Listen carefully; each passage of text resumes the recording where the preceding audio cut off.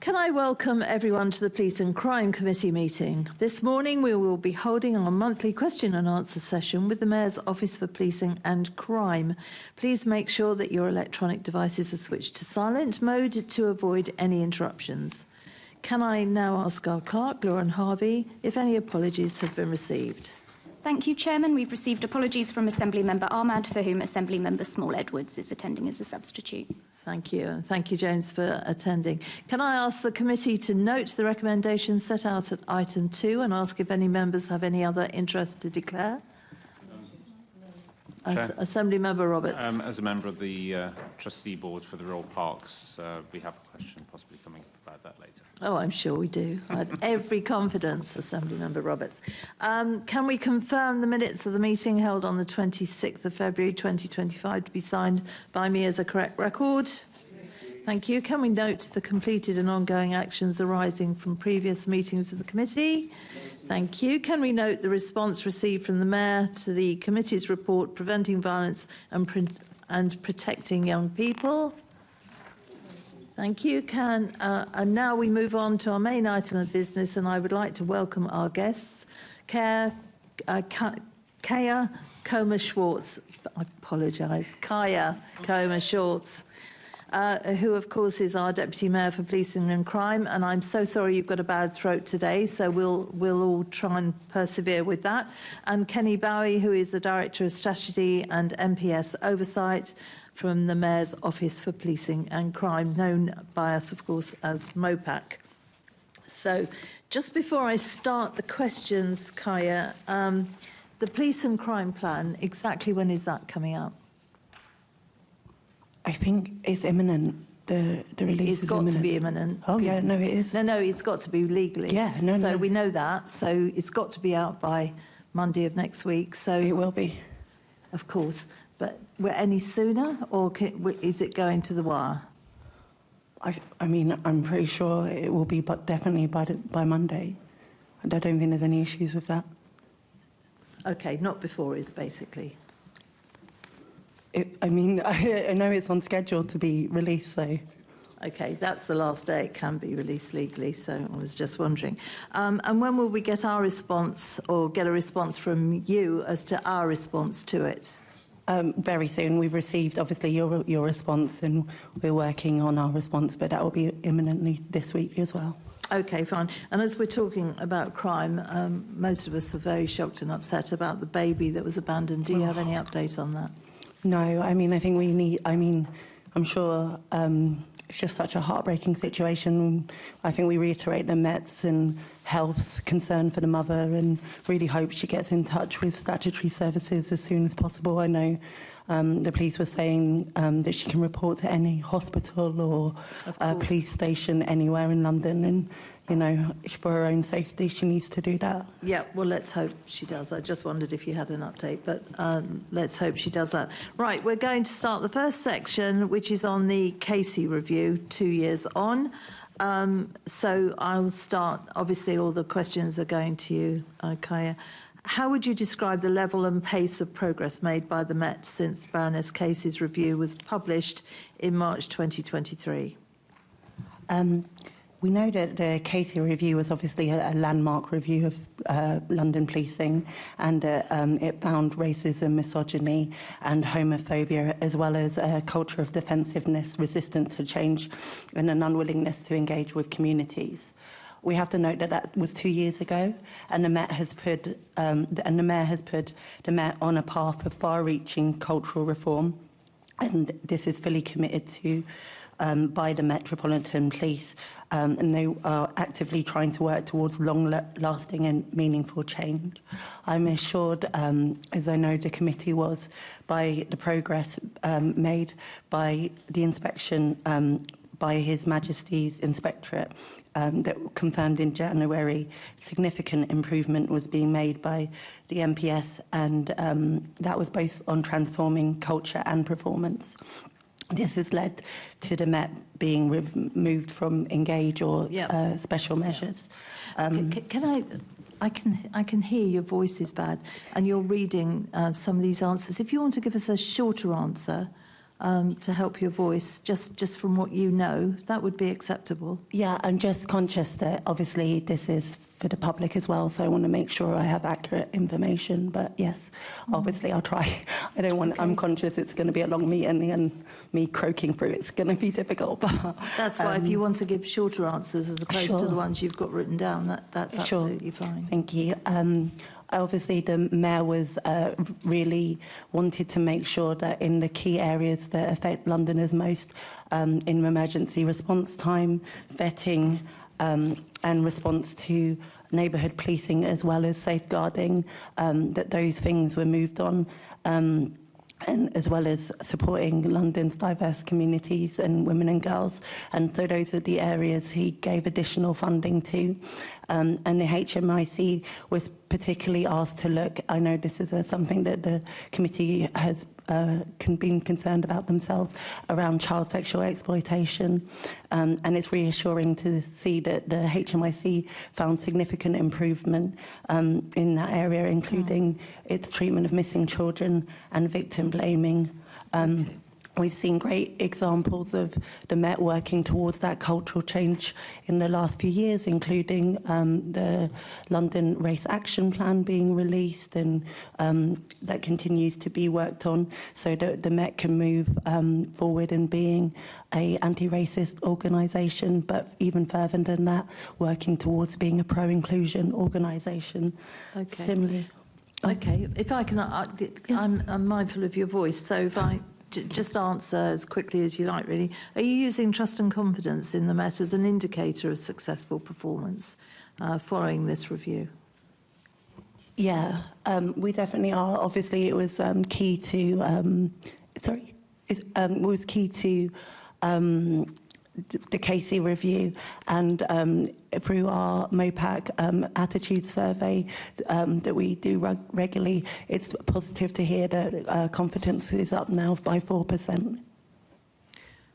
Really, because public confidence in the Met is at an all-time low. From June 2019 to the most recently available data in December 2024, it's declined from 59% to 46%.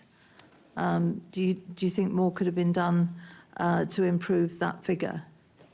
I mean, Kenny can give you the breakdown of the variance in that, because obviously it's important to reflect across different demographics in London. However, I think it's really, I don't think this is something that we can ever, being able to confidently report and feel safe in the police is something that we need to always have an ongoing focus on, and that's been seen in the Mayor's draft police and crime plan as well. But if you want the statistical breakdown, then... Well, we go by your figures, and these are figures that we've received. They're the only ones that we can get to. The most recently available data was from December 24, and as I repeat, it's declined from 59% to 46%. So that's a worry, isn't it? Because trust and confidence in the police, we want to go up and up and up. Yeah, so the trust is up by 4 percentage points over the last 12 months, which actually is starting to reverse a longer-term decline seen since about the start of, I think it's the reverse started sort of 2013-14 and going down gradually. So that's actually really positive in trust, and you're right that it is up at 73% now. On confidence, which is about how good a job they do locally, you are right, it's at 46% according to the Public Attitudes Survey. When you look at that is a sort of decline. If you look at that within the context, which I talked about the last time, which I think was one of the things I probably didn't get right in terms of how we framed this previously, is that that's part of a wider decline across policing nationally. And if you look at the Metropolitan Police compared to its comparator forces, it's actually above the national average overall for confidence, and it's above other forces like Greater Manchester Police. That's not to say that more doesn't need to be done. I think we all need to accept it needs to be a lot better than it is now. I mean, that we can agree on. Yeah, I think we completely agree with that, and that's why it's one of the key priorities in the new police and crime plan. Okay, well, we'll continue to look at the data that's available to us. The Met accepted the KC review and subsequently published its reform plan, which we call a new Met for London. In the Mayor's most recent budget, there was a £32 million less than anticipated amount for the new Met for London plan when the budget was set in 24-25. So will that impact its progress? I mean, I think that obviously we all know that the Met has had to make particularly tough choices this year through the budget process. That's because of ongoing underfunding of over £1 billion over a decade. And, you know, the low-hanging fruit, for a lack of a better term, all being taken. So now that we are really in the crux of the situation, we have obviously from that position, when I started, moved significantly on, given that we have had significant landmark funding from the government, including bringing back the NIC and having a ring-fenced neighbourhood Can I push you on grant. an answer to the question, though? Because a new Met for London was a response to Casey's review and how the Met were going to make it better. The Mayor has constantly said that people's or Londoners' safety is his number one concern, and it's certainly most of our concerns. So we all accept that. And I've just asked you, though, there's in the most recent budget, there was a £32 million less anticipated to go towards that plan. So will that have an impact on the progress that plan is supposed to make to counteract what Casey found? I think it's really important that we recognise that neighbourhood policing, public protection and the new Met for London have all been prioritised in the thinking around the budget. So we are conscious that we want to continue to see the progress on new Met for London, and we're prioritising those areas. If it was put forward as a priority, looks like it's £32 million down. That's not a priority if you lose 32 million, is it? Well, I think, you know, the Commissioner ourselves all recognise that this budget is particularly difficult. We're not saying that there isn't a spending gap. We all recognise that. However, so can you answer the question? Would it make a difference? I'm trying to. I think that we know, and I think it's really important that we carry on working with government to make it clear that, and this is something that the HMIC recognised as well, is that budgetary pressures is a threat to this, but we need to make sure through our prioritisation of the budget and our continual lobbying of the government to make sure that they continue to uplift the funding in policing, that doesn't become an ongoing reality. We'll move on because I'm not getting a proper answer. Perhaps lobby the Mayor. He's got over a £20 billion amount of money that he can deal with. And he has always said policing and people's safety is his number one concern. If it's your number one concern, put your money where your mouth is. So perhaps he has moved the budget to a quarter of the whole Mayor's policing budget. So he has put his money where his mouth is in that. And obviously across the GLA family, the money is short, and he's prioritising in that budget. He's put in 10 million this year, and he's prioritising within that safety budget the things that matter to Londoners, like women's safety, public protection. Let's move on because there's still a £32 million gap. Baroness Casey recommended that the Met and MOPAC commission an independent review of progress after 2 years. Can you update the committee on the discussions that have been taking place regarding this review, including timescales, the budget and the remit of the review? Thank you. Yes, obviously we want to take forward all of Baroness Casey's recommendations, and we feel that a review is very important. We feel that it's important that given the importance that even this committee puts on the new Met for London plan, that we take that as the starting point of the work so that we get a full picture of the implementation of that. So we're working towards those timescales, and we're already in active conversations with the Commissioner, myself and the Mayor about the scope and scale and the people involved in that review, so definitely taking that forward. Okay, so you haven't commissioned the review already?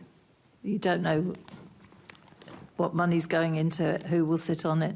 We know we need to work through finding the appropriate people and the appropriate agencies to be involved. So once we've done that and talking about the scope and scale, obviously we know that things have moved on significantly since the KC review. We've seen that with the Met coming out with special measures. So it's really important that, you know, Londoners have confidence in that review. So we need to get it right. Of course, how much money are you putting towards that? We haven't got to that. So really, there's nothing so far, basically. You don't know how much money, you don't know who's going to sit on it, you don't know the parameters of it, you don't know when it's coming out. Well, we have a baseline figure of £250,000 set aside for it. So we're working on those scales, but obviously it's a joint commission. Okay, and will your final police and crime plan set out exactly how progress will be made over the next 4 years? In relation to the case In relation to all the recommendations of Casey, etc. Yeah, the whole police and crime plan is rooted in our progress against the Casey review. Okay. Will we get an embargoed copy of the police and crime plan? Sorry, Chair, I thought you've had it. You've responded to it. No, the final one. Oh, okay. Okay, yeah, I'm sure you can do. Yeah, that's not a problem. Okay, well, since the other one's coming out on Monday, when can we expect that? Because some of us can't wait to read it, can we? No, really. I'm glad it's an important strategy. It is a very important document. Yeah, exactly. It will be out this week, so I'll make sure that happens. So we'll get an embargoed copy this week? Yeah, the deadline's Monday, so definitely. Okay, lovely. Thank you very much indeed. Okay, Assembly Member Roberts.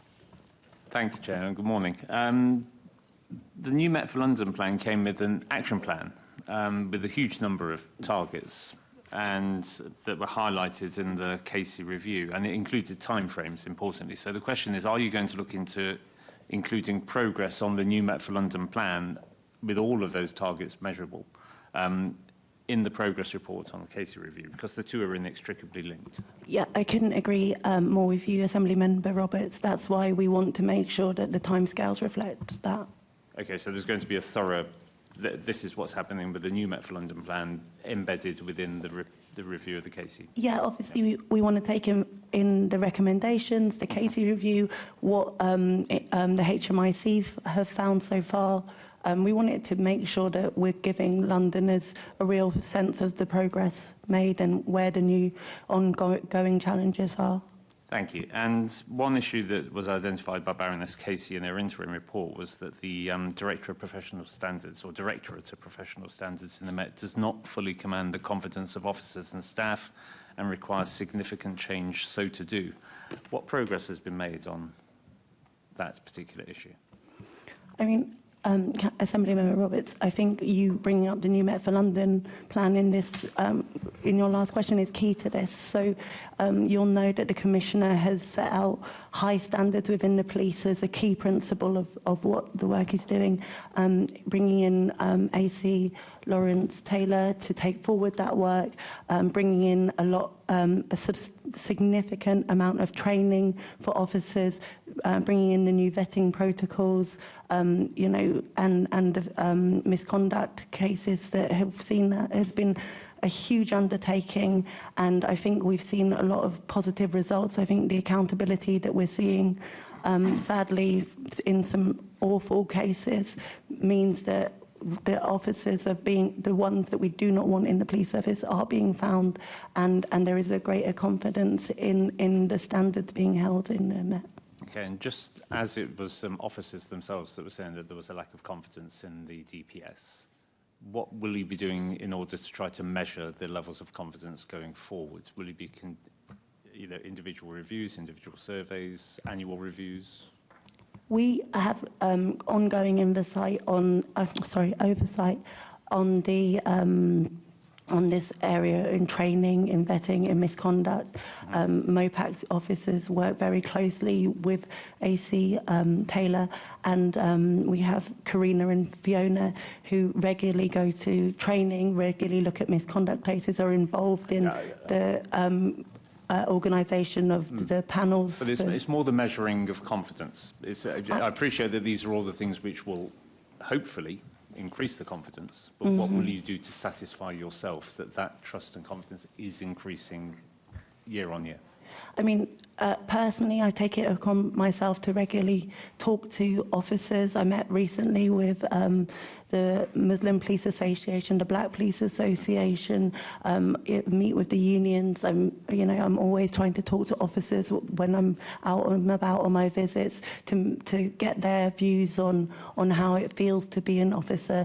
We had a really good workshop with the London Policing Board with officers to talk about their confidence levels. So. But that's all very good, but what I'm trying to drive at is something which is measurable, something tangible, something that once a year you can point to and say, last year confidence was 52%, this year it's 58% in the DPS. Because anecdotes is fine, but it's more to do with measurables. So I agree with that. I think there's the staff survey which the Met has, and we can certainly speak to them about that. I mean, I think our role is less to look at that. That is for the Met to look at and make sure their own officers have confidence in that, than it is for us to assure ourselves that that is working properly as a system. And I think some of the transformation work which has been done by bringing in local standards units into the central thing to make sure that there's a consistency of approach across the Met should help with that. We look at the complaints and sample them so that it's not just about speed in the way that they're dealt with, but it's about the quality which is being driven through, because it's one thing just to clear stuff, it's another thing to make sure it's done properly and effectively. Especially if you look at, for example, the Met BPA or black officers, it's about looking, and this isn't about the DPS, but it quite often gets conflated, it's about the disproportionality going into the misconduct actual system. And if you look at the latest figures there, they are down from, I think it was 1.8 times more likely to 1.5. Now that's only 0.3 percentage points, but it is quite a considerable move. That's only just in the last 3 months of last year, so we need to wait and see whether that is actually just a sort of one-off and it reverts to the mean, or whether actually that is the start of something more sustained. That we hope it's the latter. But these are the things which I think we can look at meaningfully in that regard as MOPAC, in which we are actively taking a role. And I think I take your wider point about you want a measurable objective, but I think from what the Deputy Mayor is saying, and this is what I would recommend to her, that she does that through the staff support associations and the unions and tries to understand from that their representative how it's going on, and that then the Commissioner and Deputy Commissioner take the staff survey and look at those issues.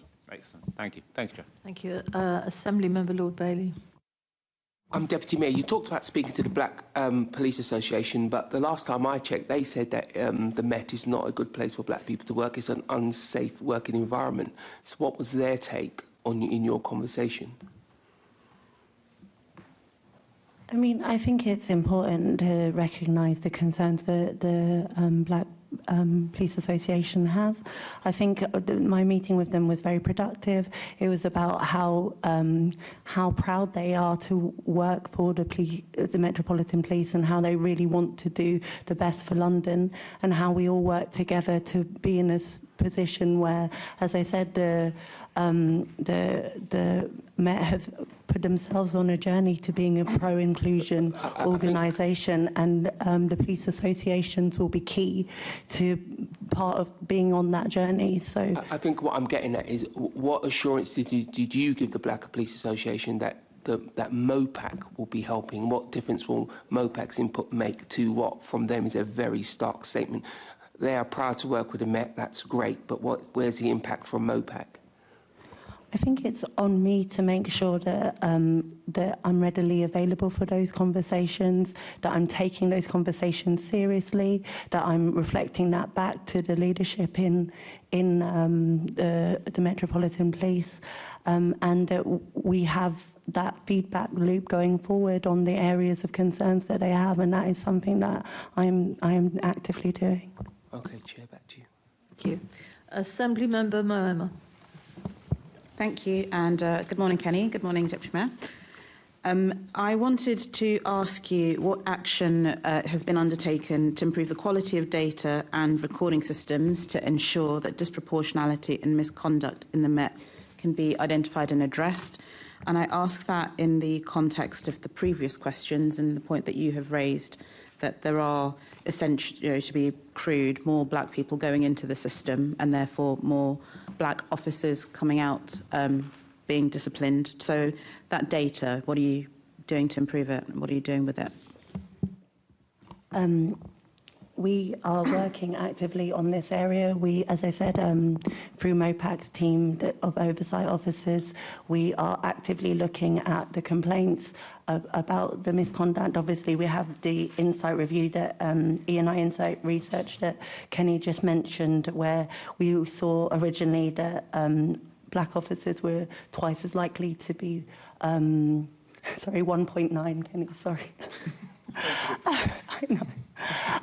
Twice as likely to be put into that system than white officers. I have some assurance that actually from that point after original referral, how those cases are triaged actually negates that disproportionality. But that aside, it's really important that we work to change those original referrals in the first place to get that disproportionality out of the system. So we're actively working with the Met on that, around their training, around their training for all officers, about how to have good management and leadership training that means that, you know, concerns can be dealt with preventatively. And we regularly are looking at that. As Kenny says, we've seen a small marked improvement in that, but this isn't something that we're going to let go because we know the level of concern around it. Okay, thank you. So you've mentioned the training that officers are having to try and address that disproportionality for black officers and staff, but I wonder if you can let us know kind of what impact, if any, that has had, because I guess there's an element of if the police can't support their own black officers and staff, then what can they do for black officers? Black Londoners. I very much take the point, Assembly Member. I think it's important that we do see that improvement, and as I said, the recent evaluation sees a point. It's 1.5. Now from 1.9. So we're seeing a small improvement in that. We need to carry on that level of evaluation and pressure in that because we know how important it is, as you say, not only to the safety of officers within the organisation, but to the safety of Londoners. I wanted to mention Operation Visual, which is also something the police have undertaken to make sure that they're looking not only at who's coming into the system, but actually who is it within those who are making repeat referrals and the trends around that, and taking a proactive approach in that. So actively managing those officers. If I can just sort of respond directly to your question about what evaluation I'm looking at, when's the time. So my question would be, it's a little bit earlier from that. I actually have quite a lot of confidence in the way the Met has gone about this now, because for the first time they've got a proper theory of change which developed off the back of work that their Strategic Insights unit did, which built on the work that MOPAC Evidence and Insights team did. They've then used that to create a kind of theory of change, and they've based their action plan on that. And that's led to work such as when the initial form comes in from areas outside DPS, which is sort of saying this should go in for misconduct, they might look at that and say, is this actually something that should be being dealt with as a performance issue? Because one hypothesis being that more black officers get referred in for misconduct and it should be performance. Now, is that starting to have an impact? As I've said, the figures have gone down. We probably need to wait 6-9 months to actually have enough of a base to really be able to look at this and properly say whether that, the training, and what's actually having the causal impact rather than just being a correlation. But that is exactly the sort of stuff that we are going to be doing and the Met are doing. And they've actually set up, I think it's called the Disproportionality and Misconduct Oversight Group within the Met to have a look at this, which brings together people from across the command structures. And again, I think that's a really positive development. So I'm feeling more hopeful about this area than I have previously.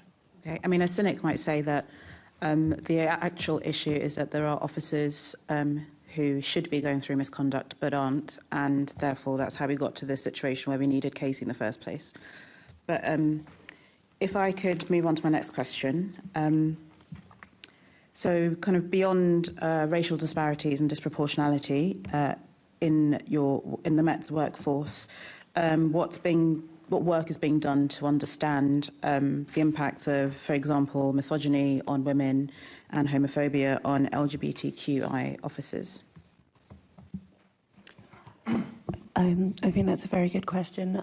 I think that if you look at what Casey found in the firearms in 2 of the units, the firearms within the MPS, it's really important that going through that and this is something that the HMIC also pushed through the Peel inspection, was that there was a systematic review of all of the firearms commands, and that's something that has been undertaken. As I mentioned earlier, we've recently visited that unit and heard firsthand from the very eloquently from a female officer about the difference that has made and what they've done in terms of both safety in those units, but also what's been done to encourage more women into those units, especially around particular development courses. So I think that's a real illustration of, taking one of the recommendations from Casey and looking at it in the system approach and applying it. Thanks. And then, so Baroness Casey, we have in our briefing an excerpt from one of her recommendations, a new independent multidisciplinary team of officers and staff to be brought in to reform misconduct cases and be able to deal with sexual misconduct, domestic abuse and discrimination. Obviously, there are 2 horrific cases that brought about this review, and I think it's the anniversary of Sarah Everard's murder. We're in that period. But for your staff and officers, particularly women and LGBTQ officers, issues around sexual misconduct and domestic abuse, do we have any movement on the number of officers who have allegations against them who are still serving, are still operational? Because I know that the Commissioner has recently, there was a tribunal which unfortunately they was not successful in, where they were not able to remove officers that frankly shouldn't be working. So there is still, I assume, there's still that issue and still that body of people in the Met. So on the first half of your question, Assemblyman Moe, I think it's really important to look at the measures that the Met have put in around obviously Operation Soteria moreover, but Operation Assure within the Metropolitan Police. That means that officers now can report on other officers' misconduct or allegations completely anonymously. So I think that that's a key thing to show, and we have obviously seen a significant increase in the number of officers that have gone through those misconduct cases. I think you rightly point out the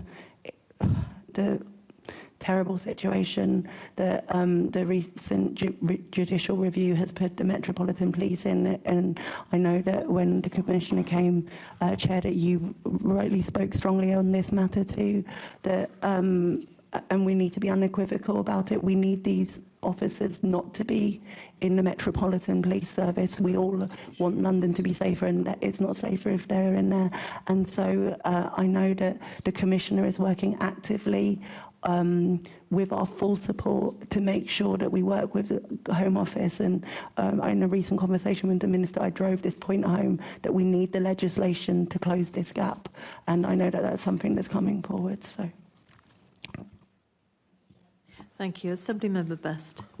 Thank you. I just wanted to come back quickly to the beginning of this meeting, Kenny, where you talked about some of the statistics for trust and confidence across England and Wales and Manchester. Where are you getting your statistics from? Because Crime Survey for England and Wales, latest publication. Yeah, it which lags about shows 3 that months. London is way below the national average.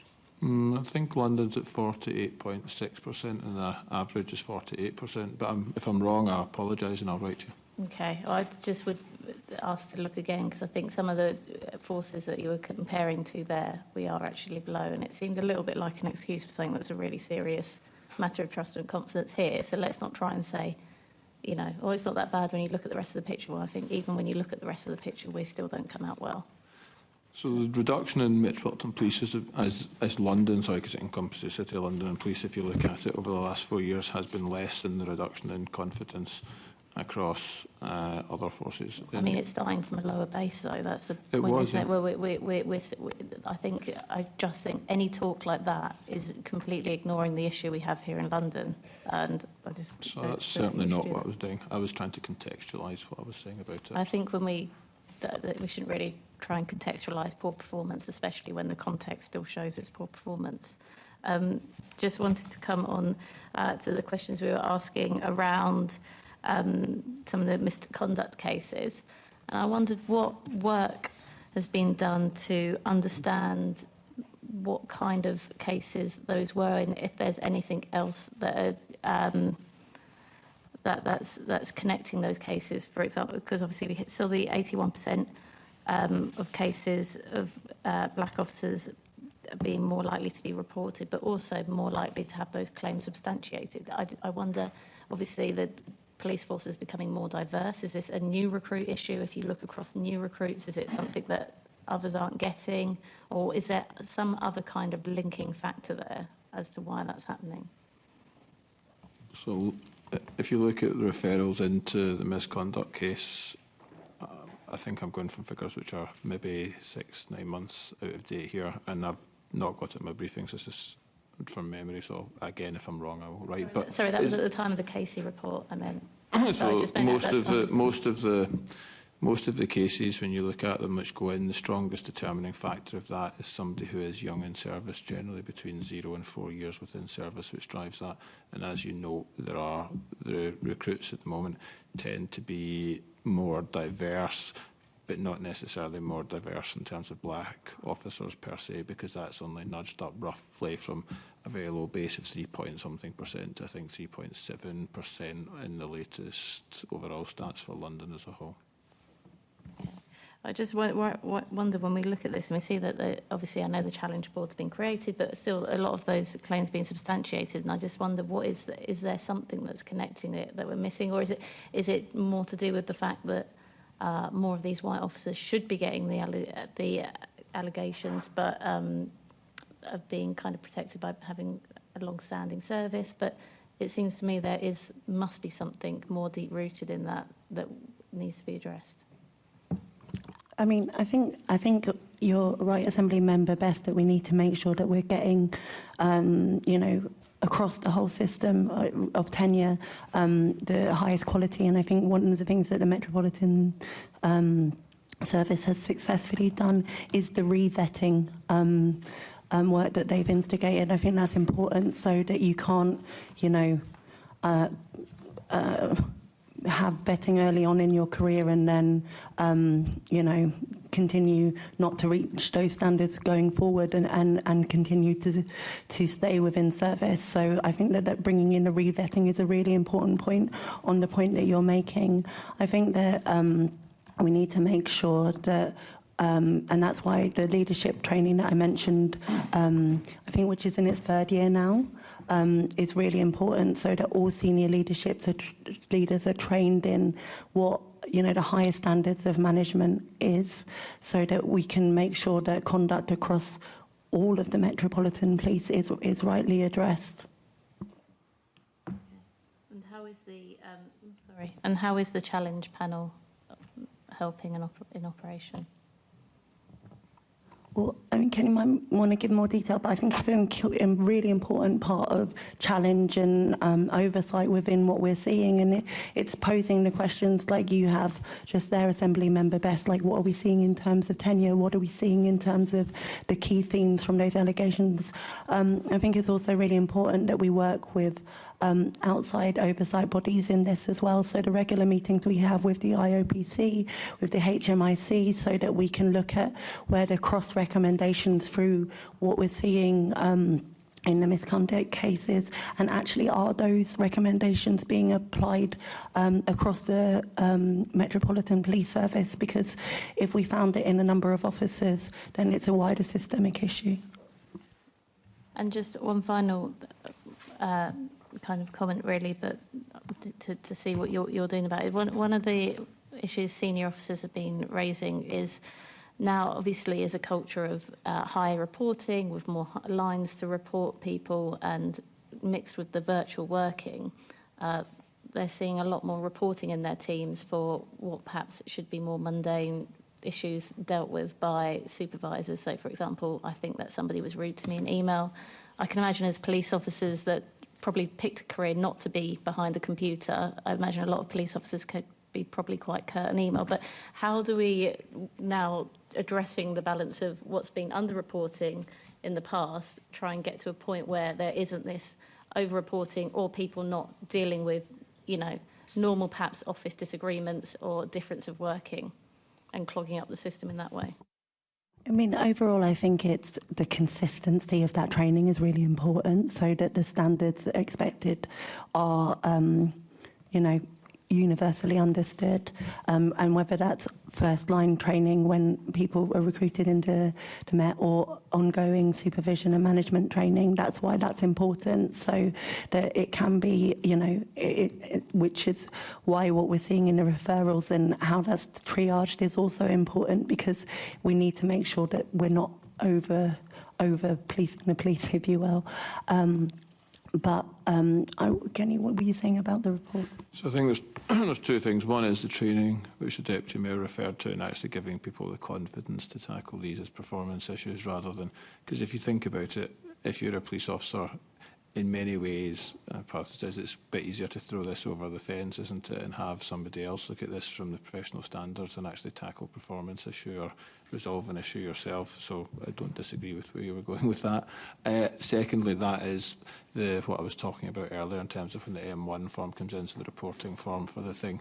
That's the new triage system where the professional standards team will look at it and say, is this actually misconduct? And if it's not, they'll then refer that back. If they see a pattern of that, they'll then go and speak to people in that OCU or BCU and sort of say, look, what's going on here, etc., etc. So that speaks exactly to the point you were making, I think. Thank you. Assemblymember Garbutt. Thanks. I've just got a couple of points of clarity quickly and then a question. The earlier Deputy Mayor, you mentioned that in terms of disproportionality and misconduct, that it isn't an issue after triage. So Casey found that black officers are more likely to have an allegation against them substantiated. So is that not the case anymore? I mean, so Kenny can give you the actual breakdown of how it works through the system, but in my assurance meetings with AC Taylor, that's what he was explaining to me, that through the triaging of, you know, as Kenny just said, is this actually just a performance issue? Is this a serious you know, misconduct issue? Does this need to be taken forward? That disproportionality doesn't continue to be found. And I think that's important. I mean, as I said to Assemblyman, it's important that actually the issue of referrals is tackled, because that in itself is a problem. But it's good to know that disproportionality doesn't continue in the outcomes of those cases, and that's an improvement. So it's a bit of a weird one in that both those statements are true at the same time. But the reason that black officers are statistically more likely to have a misconduct allegation upheld against them is because there are more allegations made against them. So if you follow that through, once they get into the system, if you then take that as your control point, they're statistically no more or less likely to have the misconduct held once they're in the system, because more of them proportionately go into the system. They are, of course, even if statistically no more of them come out of the system, they are still statistically more likely to have a misconduct allegation upheld against them, against the officer base as a whole. So it's a slightly weird one. But once you're in the system itself, we don't find it to be disproportionate. Okay, that's bits reassuring. And Assemblymember Mwema raised the independent multidisciplinary team. Does that exist? So what's happened on that is there is DASA, which actually Baroness Casey was very complimentary of in her report and suggested was a good model. that has been extended to not just look at the current, but look at some of the historic cases as well, which has come out Evonik as a whole. They've set up the new independent team to look at Vissel, which is the, sorry, that might not be the right name, but whatever their, I think it is Vissel. Sorry, okay, it is, which is going to be looking at the old cases of discrimination, which I think is starting looking at the last 5 years, which will look at issues which were raised earlier around LGBT. So it does, so yeah, so great. So there's that's some underway. Progress on that one. I just wanted to talk about institutional homophobia. So I've been made aware of a case of Heklina, who had an unexplained death 2 years ago, and there's been a lack of police response or investigation. So I just wanted to ask how you're ensuring that there's no homophobic bias and discrimination in policing. Just to clarify, do you mean in London? Yeah. Or, okay. Yeah. Yeah, I think there's that this is a piece of ongoing work that we need to tackle and make sure that, you know, it's really important to us that everyone in London has complete trust and confidence when they need the police, that they will get the service that they deserve. So this is a piece of work. I mean, we've seen some really important work done through, you know, the London Race Action Plan, the Stop and Search Charter that I mentioned previously. But I do think that we need a greater assurance in this area.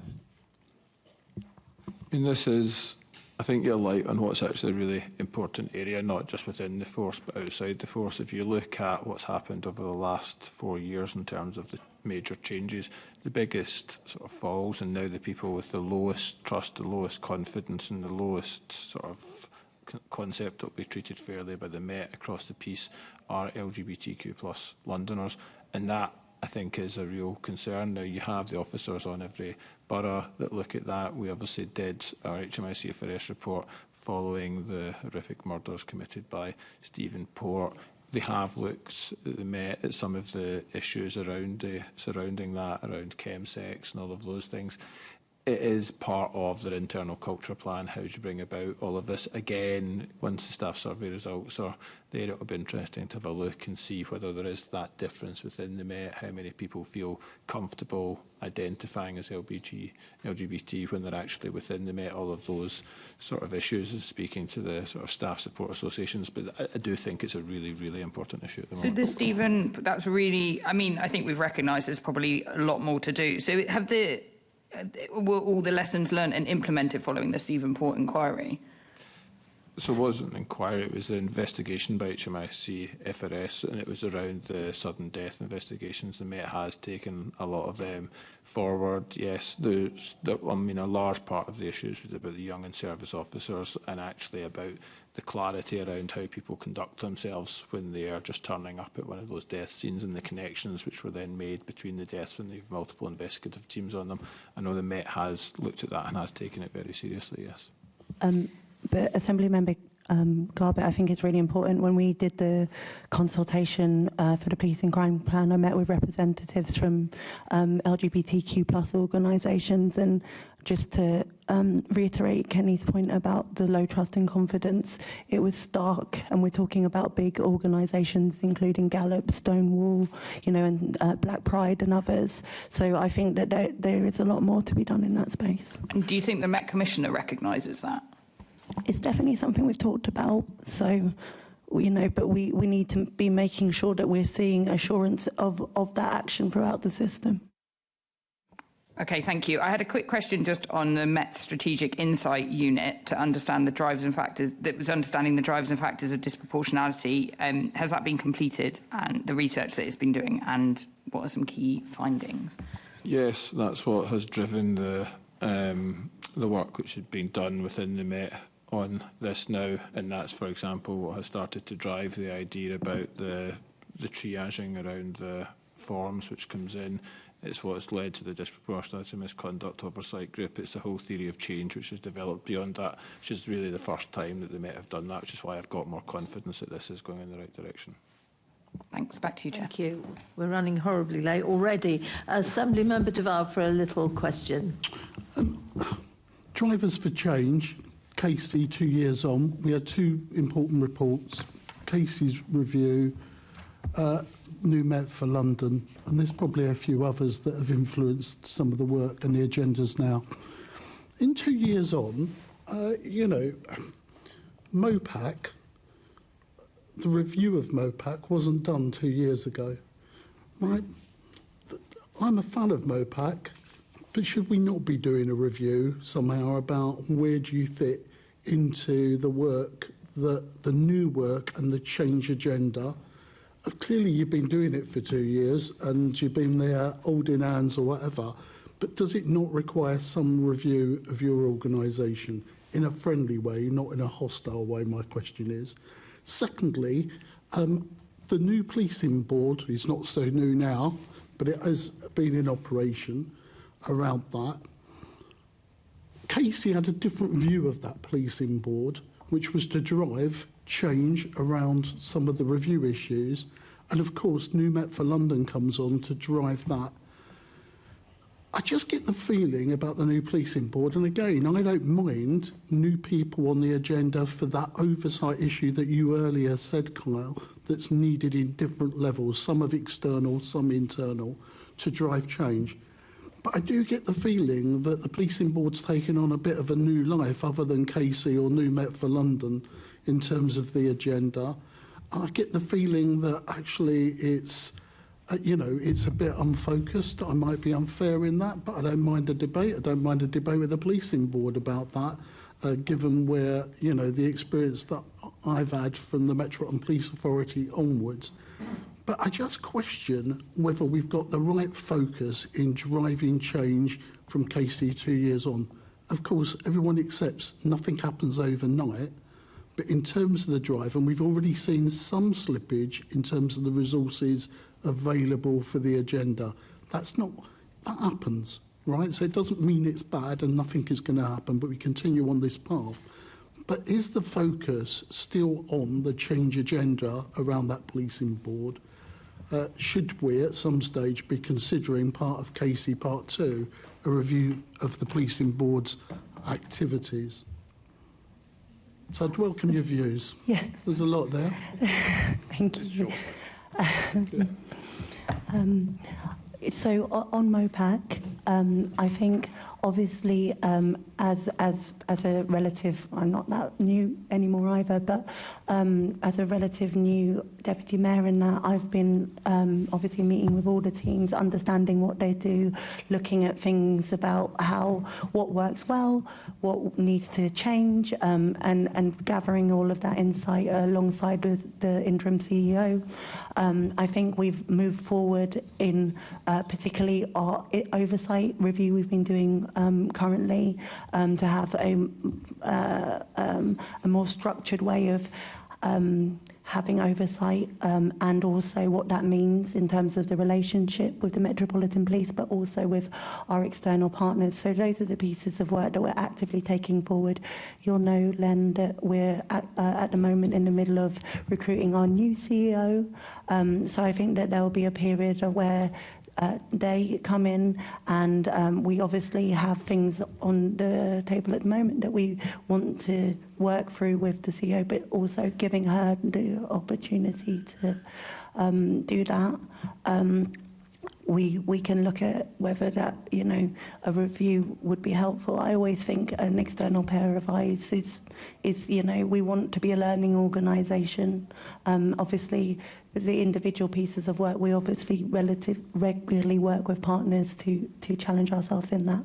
On the London Policing Board, there is going to be a review undertaken, but also to give you that assurance on the structure of the board. Obviously, you know that there's the board that meets quarterly, chaired by the mayor, but also there's the two subcommittees and finance and performance and culture subcommittees. And in those subcommittees, all of the questions asked are framed around the Casey review. So it's very clearly linked to that work, but also it's good to know that we're also working with the London Policing Board on an annual review. So I'm hopeful that maybe that gives you the clarity you need. But yes, that review will be happening. Thank you. Thank you. I think the clarity we would like is to see the end of the London Policing Board so that we end up getting policemen back into these meetings that can answer operational questions that we would like to put to you that we can't. But anyway, we've got to move on and we're running short of time. So we're now going to talk about volume crime. If I can ask that your answers are as concise as they can be, please. We're really running very, very late. Assembly Member Lord Bailey. Thank you, Chair. Just to reiterate the words of Assemblymember Duval, I do think it is time for MOPAC to have a review. I would have used the words fair, not friendly review. But there you go. Can you provide us with an update on the launch of the antisocial behaviour mediation pilot? The antisocial mediation pilot is it hasn't started yet. It's under procurement. We're working up the terms and references for taking that procurement forward. We're conscious as well now that the Police and Crime Bill has particular focus on, rightly, on ASB. So we want to make sure that the work that we procure in that area aligns with that. You stated in your Q3 performance review that the pilot would be delayed. What was the reasons for that? There's internal governance issues at Southwark which have meant we've been unable to progress with the pilot in the form that we originally envisaged. Let me take a slightly different. Let me go a slightly different way. The Mayor's manifesto states that he will support the Met to take tougher action against the perpetrators of burglary, theft and robbery. I say that because I think these things stem from antisocial behaviour, and this is the most serious expression of that. So, Deputy Mayor, how is this practically being delivered? How are you delivering on these measures that the Mayor wanted? So you rightly, we talk about these areas, and that's why we've invested over £1 billion to make sure that we're getting that right. For example, we know that burglary has been down by a fifth in London since 2016. We do know, however, that other inquisitive offences have seen increases since the pandemic, and we know that really that this really affects people, Londoners' sense of trust and confidence in the police. So we are, you know, you'll see in the police and crime plan that confident communities is a key priority for us, and the work we've been doing with partners through the Robbery Reduction Partnership Group, which involves the Met, obviously, London Councils, CPS, Youth Offending Service, TfL, the Safer Business Network, the Violence Reduction Unit, and the BTP is a really important grouping where we get all the agencies together so that we can really look at the multiplicities of reducing that high volume crime. It's something that that board met a couple of weeks ago. Oh, it was last week. It was last week, and it's something that partners spoke really positively about and want to continue, because we all know that this partnership working is having an effect. You know, we've seen really good pilots come out of it.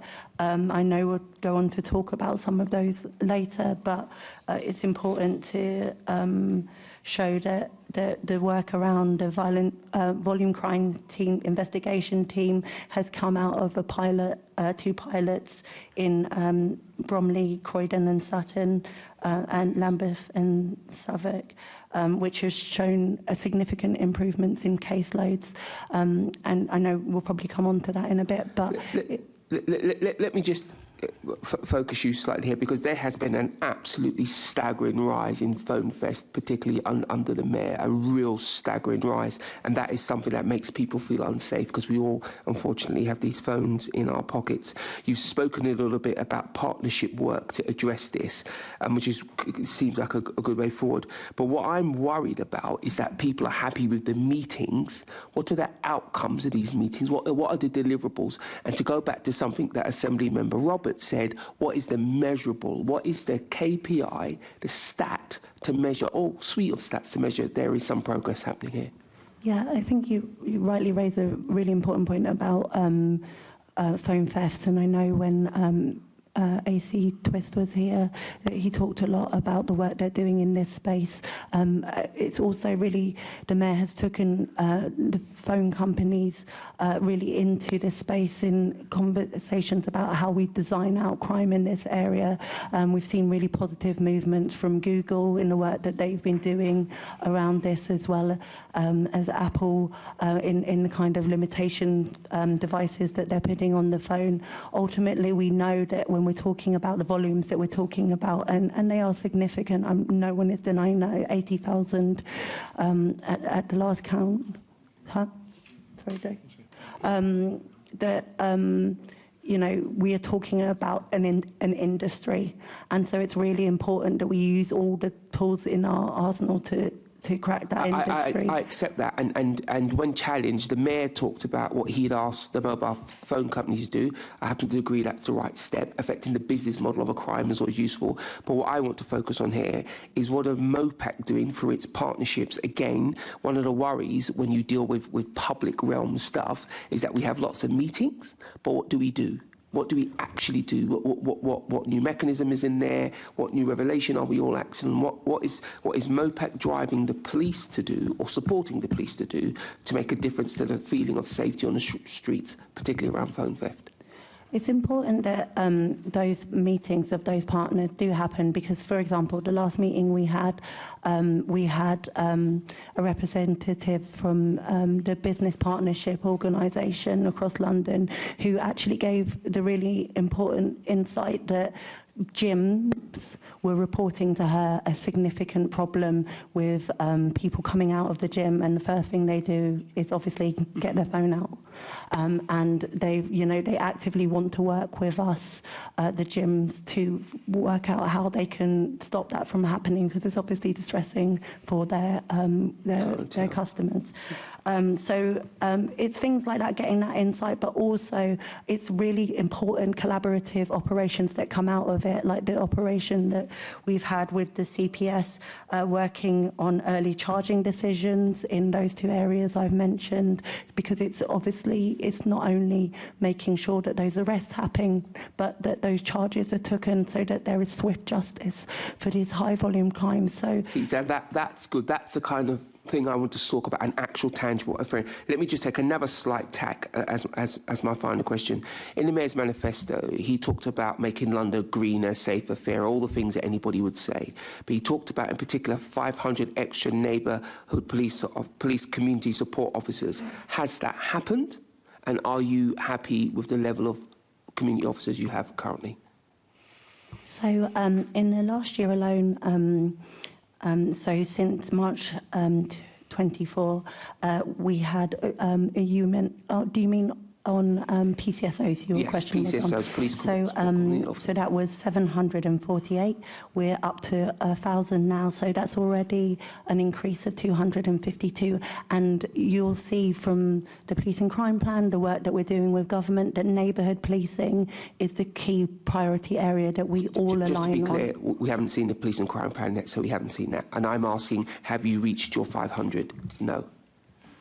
So we haven't reached it.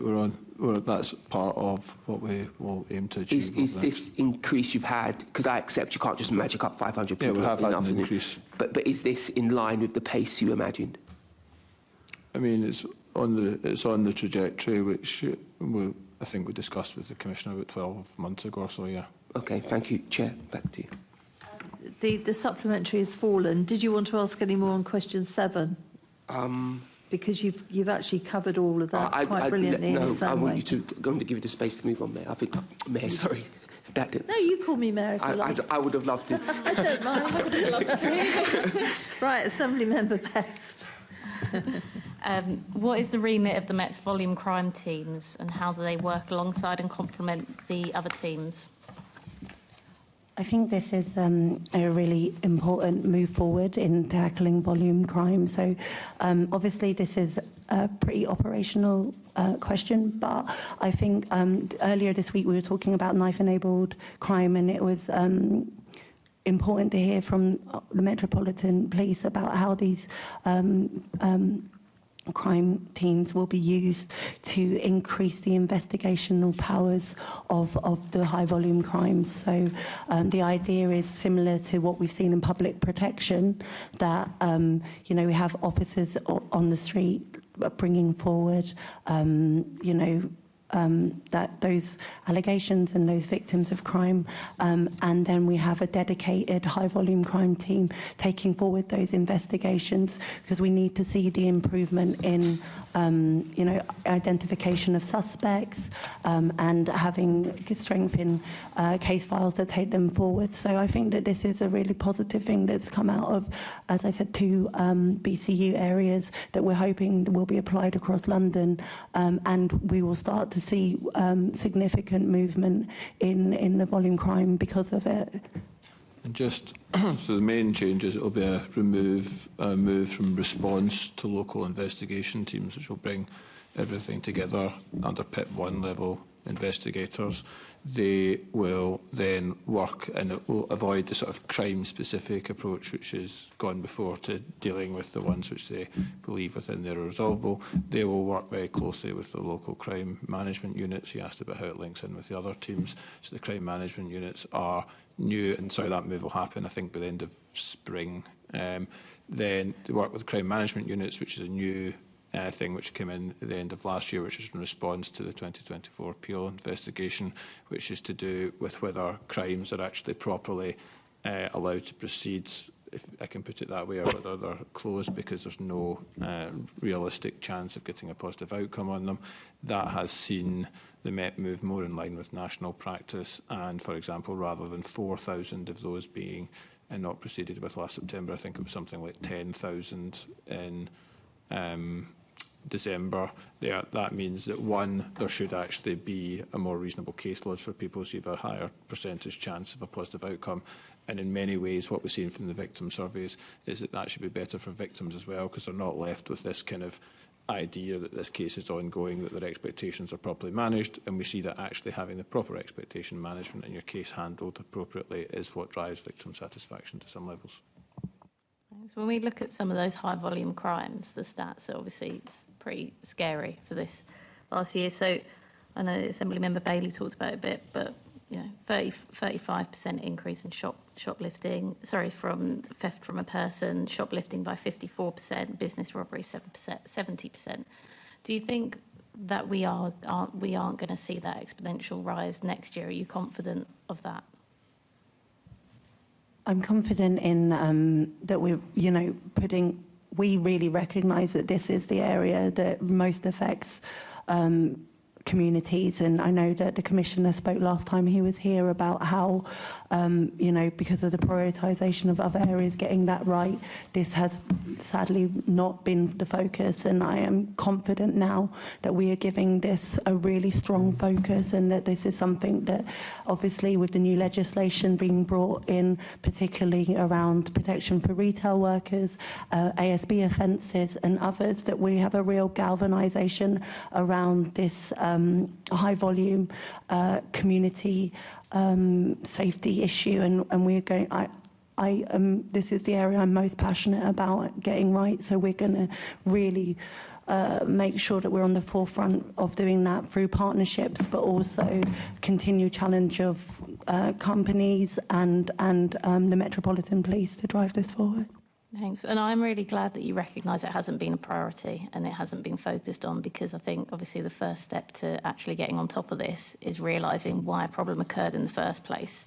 And that was because these sorts of crimes have been ignored in London. So I'm really pleased to hear you at least recognise that we need to change focus and put this as a priority. I mean, even the Commissioner spoke about it. So yeah, I commend you for recognising that it's been not prioritised. What I would my concern with some of this, especially with the high volume crime we haven't spoken about yet, and it links to the mobile phone thefts, is the fraud and cybercrime and the victim support. How are you making sure that for those high volume crimes around, obviously, like I think you were saying, Kenny, where it's not about looking at the specific crime, but trying to look more at the wider picture. But of course, at every end of that is a victim that now, in many cases, is quite vulnerable and doesn't know how to reclaim their digital identity. How are we helping with that? So there's a couple of things I would say. So first, although this is a high volume crime, obviously reporting is done into the City of London Police generally via this. I've just totally forgotten the name of the reporting system for it all, but anyway, apologies, that will come back, and then it comes out via dissemination from the City of London to the most appropriate force, which is then investigated by an appropriate team under the specialist crime unit team in the Met. So it's a slightly different perspective in terms of the investigations overall, and the Met has proportionately the same number as other forces to deal with. I think in terms of the support for the victims, they can go in via the London Victim and Witness Service and can be supported and get support through that. I think the kind of one thing you would hear from victims is perhaps that support isn't quite enough. But one thing that we had done in London, and I fully commend the Mayor for investing in it, is the cyber helpline and getting that additional support from cyber experts. But of course, as you'll know, that is shortly going to be decommissioned. Claire, what representation can you make to the Mayor to invest that £85,000 that the cyber helpline needs to continue, whilst you can discuss and negotiate with the Ministry of Justice to give you the funding that they've taken? I mean, we constantly lobby for more funding from government. I can give you that assurance, Assembly Member Bess. I think, you know, we do, and I know that this is something that the committee feels strongly about. We do have to make sure that we're being as efficient and as effective as an organisation as we can be, and sometimes that means, you know, not being able to fund everything we'd like to. I know you that recognise it's £85,000 though, and I could draw you a long list of things we spend £85,000 on, which makes this look a bit ridiculous. I mean, as part of the Oversight Committee, I just signed off £15,000 for a coat of arms. I'd rather have victims getting the support they need than the GLA have a coat of arms, to be quite frank with you. There's other things like that in your directorate that could be better funded on an actual service. I think it's also important to recognise that that provision will still be there. That we have, you know, that we have worked with that organisation and we've supported that organisation, but sometimes that we can't continue to fund everything, and so we've had to take that difficult choice. Obviously, you know, if we get a uplift in funding, we can look at it again, but you know, that we have to make difficult choices sometimes. Okay. Have all Met investigators been trained in how to deal with volume crime? And is there any impact you can tell us about from that training? Investigators should have their PIP investigations when they do the volume crime investigations, yes. Is there any impact you can tell us about that training? Not off the top of my head, no. Okay.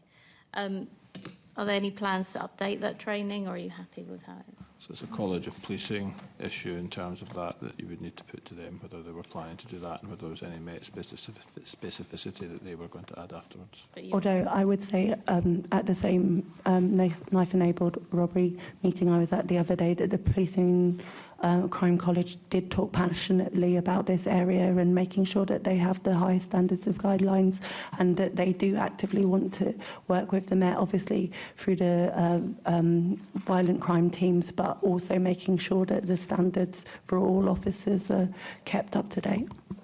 Okay, thank you. I would just make the plug again, Kai, that you look back at that, how we can better support victims, especially of cybercrime, where there's a dearth of services for them. I assure you, Assembly Member Bess, that support for victims is, as you know, something that we are deeply passionate about. You know, the Mayor continues to fund a victim commissioner to... So let's not cut the services to them. Okay, thank you. Perhaps you'll look into that.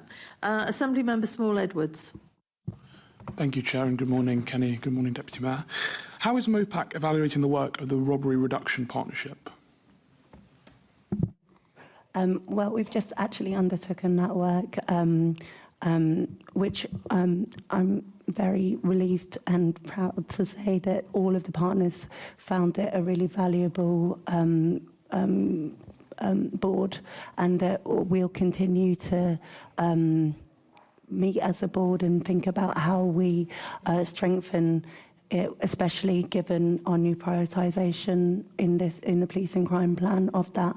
So we've just undertaken that evaluation. I think the good thing about it is that it not only talks about what has gone well as a board, but also what they'd like to see more of. So the partners talked a lot about how they want to see better use of data in what they're seeing across the partnership. So that's something that we're going to take forward.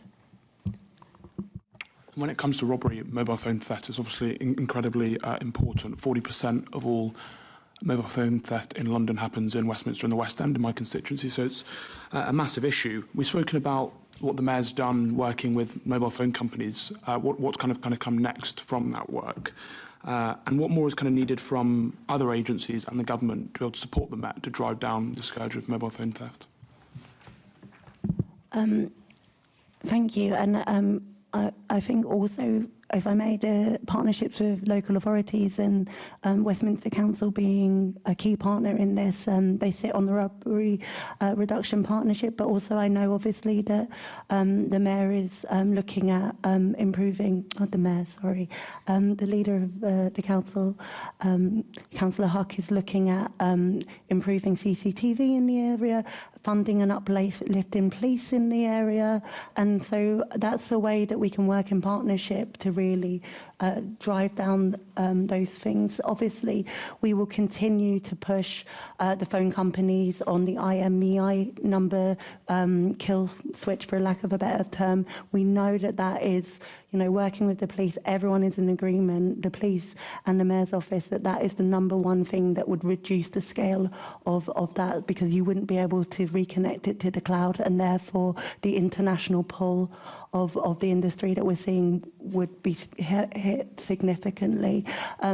You'll also see that the Crime and Police Bill brings in additional powers on tackling this issue. So if we can track those EMI numbers using intelligence, we can really take to the heart of that. And you will have, I hope you've seen the Met's publicity through X on what they've been doing on phone thefts more recently, really showed through Operation Reckoning how they tackled a huge volume of phone thefts. And so it's really important that we, when they do positive operations like that, that we amplify that. They're going to be doing that again in the spring. So amplify the ones that they've done, but also let's keep going with that, because we know that this is a key issue for London, and we want to get it right. Thank you very much for that response. And you mentioned the crime bill. The crime bill has the intention to lift the requirement of a warrant when a phone is tracked to a premises. So what are MOPEC and the Met's plans around that?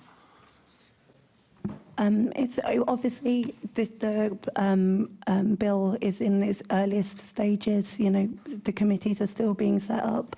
I think they've had one meeting so far. So it's really important that we get the details of that legislation and what it means, and therefore we can, work through that together in MOPAC, but also with the police. Thank you very much. Thank you, Chair. Thank you. I mean, volume crime is clearly the thing that affects the most people. I'm glad the Commissioner last time did accept that it needed more attention, but equally, since then, we've had a reduction in money. So it's something that I think this committee will keep an eye on. We'll also write to you, because Assembly Member Best, quite rightfully, and all of us are concerned about this cybercrime issue. We'll put it in writing to you and see what response we can get back. I think that would be helpful. We're now moving on to neighbourhood policing, and well done, everybody. We've caught up on our time. Assembly Member Roberts. Thank you. The new Met for London plan states that by October 2023, every ward will have at least 2 dedicated ward officers and 1 PCSO. Have we achieved this? Latest figures show that there's 93% compliant. Okay, and when do we expect to make up the shortfall? I mean, with the new government funding on neighbourhood officers, with the things that we're working through in the budget, I can hand on heart say that that is neighbourhood policing is the key prioritisation area. So we expect to continue to see an uplift. By when? I think you should continue to see an uplift, and actually if you look at the numbers of DWOs and PCSOs as a whole over the last 12 months, those have increased. I mean, I was going to use the word exponentially, but it's a dangerous word to use, but they've increased considerably over the last year, over 200, I think it's 252 extra PCSOs within those teams, and I think it's an extra 400 odd extra DWOs. Now, many of the wards have more than 2-1 as a mix. I just suspect you'll never get to 100%, and the reason I say that is because when people leave, then it will take a little bit of a time to replace them if it is a ward which just is 2 and 1, because it's But then why did the plan, if it was never going to be 100%, then why did the plan state, I mean, quite clearly, every ward will have 2 dedicated ward officers and 1 PCSO. Well, and by October 2023, so we're now 6 months on from that target being met, and I appreciate it's only 7%, but if we're talking about trust and confidence, if we're talking about people being able to say, we're happy with the direction of travel, if you're putting up impossible targets, then it's probably best not to put at least 90% would have been the more honest approach, surely. Well, I mean, I think it's important that the new Met for London, it reiterates the standards that it wants to see, and its prioritisation of neighbourhood policing is key to that. And I mean, as a previous local authority leader, and the ward councillor, when we had officers, down to a tiny amount, we saw the impact that that's had, and we know that PCSOs, like the PCSO I met in Barnet last Friday, had been on that patch for 20 years. They are key to literally the community's ability to keep itself safe, right? So we are all very keen to do the uplift. I think that we've seen, seeing 322 more DWOs, seeing 252 more PCSOs in a year, and the fact that we know that the government has doubled its funding in neighbourhood policing, that we know that the Met is keen to take that fully up. We know that we're working through the budget with a key prioritisation, that we are going to do that. I think what Kenny meant, when he's talking about the functional operation of when someone leaves, that is just factual. Well, there's always going to be a certain amount of attrition and new people coming in, people going out. But when we, as either when we as a body, or whether MOPAC or whether it's the Met, have a pledge, for want of a better word, in the document saying by this particular date, every ward will have this, and it's not met, then you will appreciate surely that there's going to be some, concerns raised. You should stick to the promises made. I think we need to make sure that every area has the allocation to be able to do that, and that's what will happen. Well, I don't think that. To say that I think what I certainly, in the area that I live in, is what people want to see is a named DWO and PCSO that they can have an ongoing relationship with, that they can have trust and confidence in, and that's the principle that we're working with. Okay. Just on the question which I asked you, Deputy Mayor, at I think not the last one, but the last time we had one of these conversations, it was the 1,300 additional neighbourhood officers and PCSOs for London, which were promised in the Mayor's manifesto by the end of the thing. Will we have those additional 1,300 officers guaranteed delivered? I mean, we're in active conversations with the government, especially around the upcoming spending review. We're unequivocally clear in our submissions in that area that policing in London, safety of London, as the Mayor talks about, is our #1 priority. We have to get it right, and policing numbers is part of that, and we've got the figures to evidence what we need, and we're moving forward with that lobbying. I know that, as we are, we have that ambition. We want to take that ambition but that forward. wasn't in the manifesto. It wasn't an ambition to have. It was 1,300 extra officers and PCSUs on London streets. Not an ambition to have. Yeah. Not having conversations with, not driving towards. It was, 1,300 extra. And it was a pledge. It was in the top 10. It was number 1 on the police and crime part of his manifesto. And that shows the prioritisation the Mayor gives to it. But we have said, like I've just said, that we're already in a year seeing an uplift in officers, that we're taking that forward. So that is our ambition. We're going to, you know, I'm showing you that we're doing that. We're getting the money from government. We've seen that uplift. We continue to move and work forward and make that, Katie, we're working on it. Okay, fair enough. So you won't guarantee that we'll have them by the end of the Parliament. That's fine, not the Parliament, by the end of this term.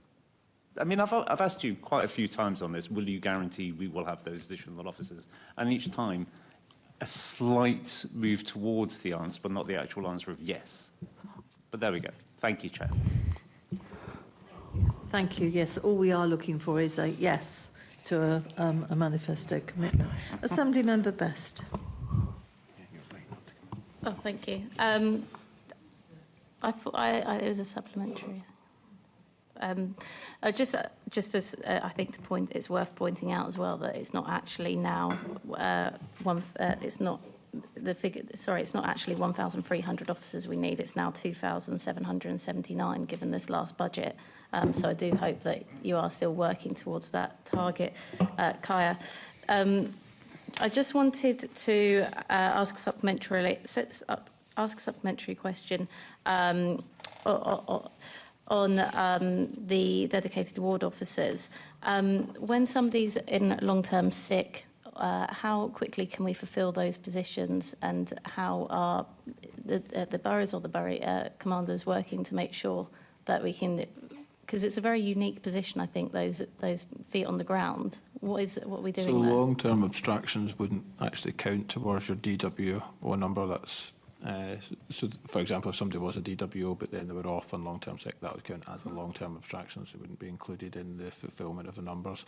And the Met, as I understand it, would look to backfill that. I don't have the exact trigger at what that would happen. I'm sorry. Okay, I just wanted in the actual progress. I'm not so much the figures or whether it counts as the figures or not. I just think on the ground, when you have a long-term sickness or perhaps maternity leave, something like that, how are we fulfilling those roles? Because I think, Kaya, you spoke about the officer you met in Barnet with 20 years on the ground. Those people really are the heart. They're the people that the community trusts, people that might not speak to the police normally would speak to that person. And I just wondered how we were dealing with that in terms of neighbourhood policing. Yeah, I think obviously, Assembly Member Best, I completely agree with you on the importance of them, and I know the Met does put similar importance of it. Obviously, if someone's on maternity leave, you have a greater time to plan towards that. It's different if someone becomes suddenly sick, and there's some flex in that, but they definitely have the same level of prioritisation on it. Okay. Anecdotally, anecdotally, it feels like it's kind of just left, and well, when they're back, they're back, and you'll have them. But that's why I wondered what the process was. But I'll just leave it there. Assembly Member Garbutt. Thank you. Just a quick question on some of the changes in neighbourhood policing linked to the police in schools. And we were informed of changes through a committee report to the Children Affected by Violence report that this committee did. And I understand this new approach is being rolled out, but my concern, and I just wondered what the oversight was from MOPAC and you as Deputy Mayor on this. So the work started in Hackney. There's concern from black-leg youth groups about the lack of co-design with them and young people. It hasn't been rolled out in Hackney. It hasn't had an evaluation, yet in a report it's being said that it's a new approach across London. So I just wondered what the oversight you've had of that change. So on the original change? On this change that was reported to us in this committee report, that police will not be stationed in schools, but they will be in the neighbourhood teams and a collection. And I understand it will be on a points-based system, and they can pick the schools can pick activities. But obviously, like I said, it hasn't had enough consultation and it hasn't been evaluated yet. It seems to be being rolled out. So I just wondered what the oversight you've had. Okay, so it's an operational decision, but I was briefed on the change. I think it's an important change. I think it's really important. We were just discussing high volume crime earlier. One of the things that I hear often is concerns around post after school muggings, and so it's really important that police officers are in neighbourhoods making sure they're tackling issues like that. It was something I was very clear with the officers on when they briefed me, that having relationships, trusted relationships with young people is important. I know from my own youth committee in Islington that one of the youth councillors talked passionately about having a good relationship with her school's officer and how important that is. So it continues to be important that these dedicated ward officers are now called dedicated ward officers. Children and young people's role. I hope maybe they'll change that with consultation. I think people are less concerned about the corridor bit and people coming to and from school. I've heard from youth groups that that's less of the concern. It's more the bit about what they'll still be doing in schools and just a lack of oversight of that bit, but maybe we can pick it up outside. I mean, I do know that they are, we're happy to talk more about it, but that they are obviously actively still going to obviously have regular contact with schools and deliver some sessions, but we can get you the details about things that. like turning up at school parents' evening and things I've heard. So there's just a bit of concern about what they'll still be doing. Okay, let's wait that for you. Assemblymember Cooper. Thank you, Chair. You may not have the answer to this because it's partly a question about what the Met are doing, and I think I've gathered that this piece of work is not yet complete. But has the Met yet set out how it's going to prioritise the use of the additional funding? Because obviously you just mentioned the government announced an extra 100 million before Christmas and another extra 100 million was announced at the end of January. Do we yet have a view from the Met about how they're planning to use extra cash? Assemblymember Cooper, you've rightly illustrated how the money slightly came in tranches, and therefore we haven't been able to. Now are in a situation where we have all the funding, and we're working through those kind of allocations based on what we knew previously, what we knew in the tough choices, and how that lands. But we haven't finalised those decisions yet. Okay, so I'm gathering from what you just said when you said we, that obviously MOPAC is being involved in that prioritisation, and we're talking about neighbourhood teams here, and I hear you saying, I mean, I think almost everybody around the table, with a couple of exceptions, is a councillor as well as an assembly member. So we are very keen to see neighbourhood policing strengthened. So I just wondered what input MOPAC has had, and have you been able to put in a strong word for more resources for those very strong community-linked officers? So obviously, MOPAC's role is, I mean, it's the MOPAC budget. So we're the holders of the budget, and we give the grant to do that, as well as the Home Office. But obviously the Commissioner has operational freedom.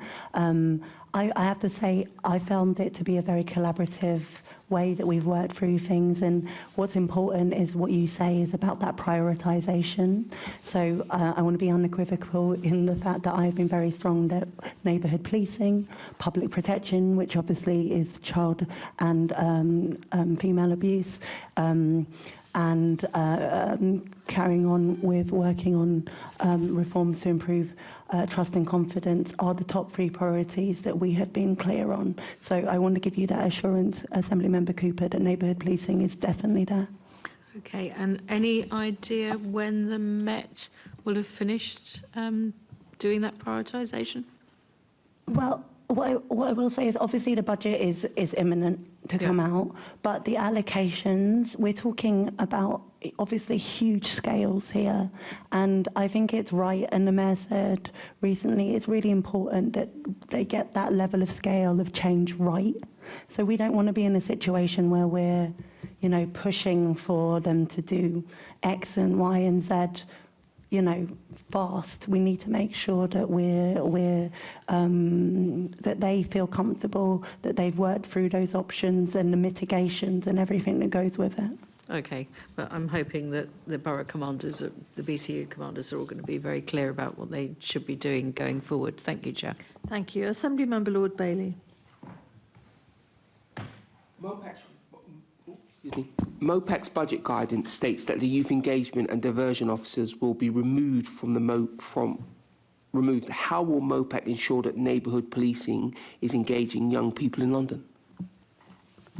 Thank you. Yes, I think it's really important that we get that engagement right, and the development of the new dedicated ward officers that are youth-centred should be done in collaboration with children and young people. I think they've done this really positively through the work around the children's strategy, and I know we're hopefully going to discuss it later, but the Stop and Search Charter, so they can do co-production and engagement well with young people, and I hope they'll take the opportunity to do it with this new ward officer role. But if you say it's important, you have to get beyond hoping that they'll do it important and give some kind of framework. Because the Mayor's budget guidance states that the reduction in youth engagement diversion officers is the Met stated that because YEDs do not meet the requirement of core policing purpose. So with that in mind, somebody will need to do something significant in order to retain engagement, because the Met are quite clearly stating they cannot.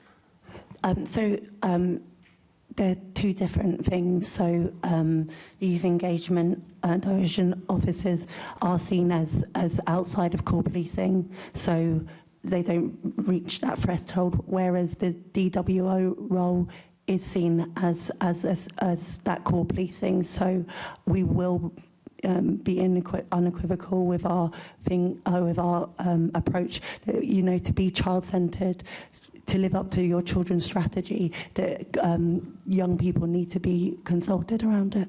And you're happy that this will be covered in the change of status from officers in the community teams? Sorry? You're happy that this will be covered by what the work that the community-based teams will be doing, that youth engagement piece? There'll be somebody there who, as far as you're concerned, is deliberately going out and engaging with youth. You're certain that will happen? Well, I'll continue to make sure that we're having the oversight to make sure that that is happening. I know from what I've seen in Croydon that there is going to be a superintendent given the responsibility to continually engage with schools, as well as this new role.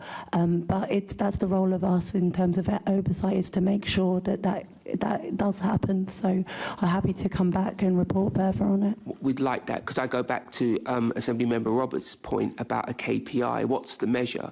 To be clear, Croydon are particularly good at youth outreach. Is your KPI that everybody else has that superintendent in place? How many do? Where are you recording this information? Because what again, I go back to my point about meetings. You have meetings, it makes people feel warm and fuzzy, but is it actually what's happening? And by having somewhere where you have a definite what you want, a KPI, somebody holds the responsibility for that, and it is measured. So could you put your hand on your heart and say the same thing's happening in Ealing or Kensington or anywhere else? No, I mean, it's a very recent change, so we need to make sure that it is embedded. I think you're right to say that we want to hold them, across London to the highest standards, and that's definitely what I would be pushing for. But we can, as I said, I'm happy to come back. The change was only made just before Christmas, and so we will continue to have oversight on it. We have dedicated officers within MOPAC dedicated to children and young people who regularly look at this work. So we can maybe put some things together around that. Yeah, that's what I'm driving at. I'm glad to hear that you have someone who's looking at it. What we would be interested to know is, who is that person? I mean, as a job role, not as an individual. Who is that person? What are they looking at? And when could we expect to receive the information? Because one of the for me personally, and I think for many people around this table, constant complaints is we are reassured, we are assured, we're assured. We never see the KPI. So we'd be very interested in that KPI being developed and then understanding when we would see the results of that. Yeah, I mean, we obviously have oversight around the children's strategy and the delivery plan on that. This is part of that, so we can use that as the framework. Okay, so at some point we expect to see a KPI that says, you know, around youth engagement, for instance, you gave the fact that there's a superintendent in Croydon. We would then ask the question, is there one in Ealing? Is there one in Streatham? Is there, who is covering? We will ask that question, and you will have that data at some point. Yeah, if that's the data you want, then yeah, we can. That one measure for me is very nice. But the point I'm making is that you need to go back and develop the data that you would be comfortable telling us signifies that the youth engagement piece is still going on. So we have obviously the evaluation of the children's strategy. This allocation of officers is one part of that. So we obviously look at the matrix across the children's strategy, and that's the way we have the level of assurance that that work is being embedded into the Metropolitan Police. Okay, thank you. We appreciate that. Chair, back to you. Thank you. Can you just clarify this for me? Are you talking about the superintendents that have now been put in place in every single borough, or is this a different structure? No, that's those are dedicated ward officers, so that would be above that. Right, okay. If we could have something in writing that we can actually hold on to, that would be really helpful. We'll write to you with what we want. I mean, Thank just to you. say in terms of how we will hold the Met to account on this, if you look at our children's strategy, each section has how the Met is going to hold themselves to account on it. For example, I think in the superintendents, they have to have had some training. And then it's something about quality of mass referrals. So that's the sort of stuff that we're being set up to look at in that regard, to see that the outcomes that the Met are saying, and we think the children's strategy, good strategy, and that they're actually being delivered. Okay, thank you. Assemblymember Roberts. Thank you. Moving to the Royal Parks Police. How will neighbourhood teams be impacted by having to absorb the duties of the Royal Parks unit? We obviously, as I said to Assemblymember Cooper, we're still working through those allocations from the Met and what they're doing with that. I want to also make sure that I know this is an area that you have raised previously in the committee. So I'm keen to understand, alongside any changes for all of the budgetary choices, what the mitigations are, but particularly around this one, and working through, as you said, the proposal in the original tough choices was that would be embedded into the neighbourhood teams. So what are what are the details of that need to come to the fore, and how are any, I know you mentioned this previously, the specialities of the particular parks, particularly, with the deers in is it Richmond Park? Richmond Park and Bushy Park. Yeah, exactly. I believe there are some also in Greenwich, I might be wrong. Okay. So it's like, making sure that those things are understood, and what are the mitigations if that choice has to be taken that have been thought through. Okay. Well, specifically, what additional resources? Because obviously, if we are asking ward teams to go quite deep into what can be classed as pretty rural areas for the right deep in the heart of Richmond Park, will you be giving them additional resources in order to make those journeys? Electric vehicles, electric bikes, off-road equipment?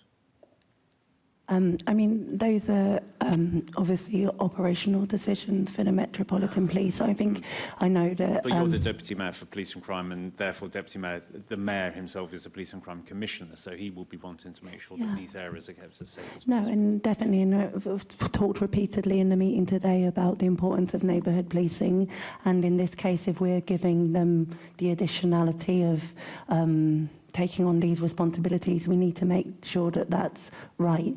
I regularly meet with the teams that I sign off those decisions in terms of resource allocations. So, that is something, making sure that the Met have the right equipment for the job is definitely key to that.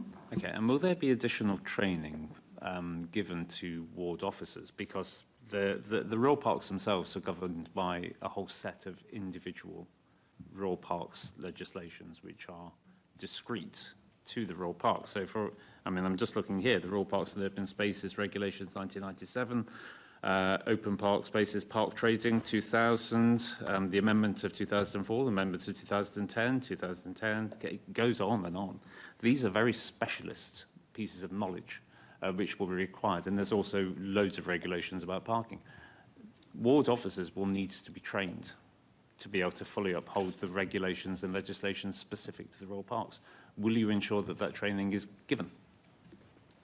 I know that the police are actively looking at, the whole picture of this, and obviously the statutory responsibility that comes with the Royal Parks. I've learned a lot about swan eggs, for example. I know that there's only certain things that are in statute the responsibility of the police. So I really understand the importance of, working through these particular issues and making sure the mitigations, if they have to move to that model, are thought through. I know that the police are not obviously taking any of these decisions lightly, have stood up groups to work through all of these decisions, and we will continue to make sure that through evidence like your own and others around the Royal Parks, that we're thinking those issues through. Okay. Do you think that there will be a need for any changes to legislation? I'm just looking at the regulations here, and it says constable includes a park constable within the meaning of Section 3 of the Park Regulation Act 1872, as amended by the Park Regulation Amendment Act 1974.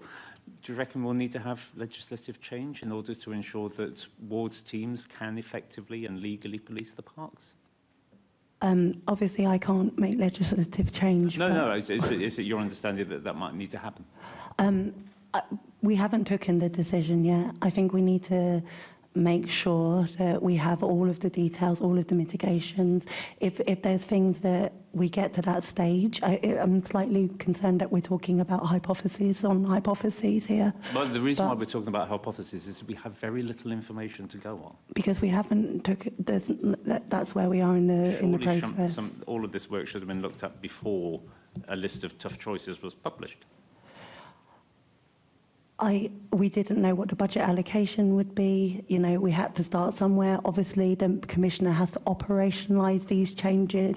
So it was important that to the Commissioner that he was able to lay out what they could be, because we're not talking we're talking about a scale here of thousands, right? You can't take those changes. So I believe it's right that he laid out what they could be, that he was transparent about that, and now that we have the full allocation of funding, that we're working that through. Okay.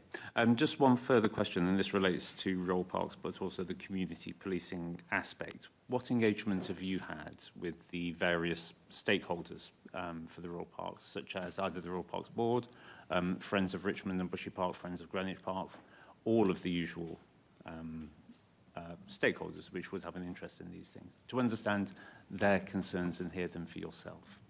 I mean, they have been making representations into the office. I've been responding to those representations. And have you met any of them? Well, I have actually. I've met one group who are making representations around that issue. Yes. Okay. Thank you. Thank you, Chair. I can understand this massive concern, because it's not just another ward or even a different borough.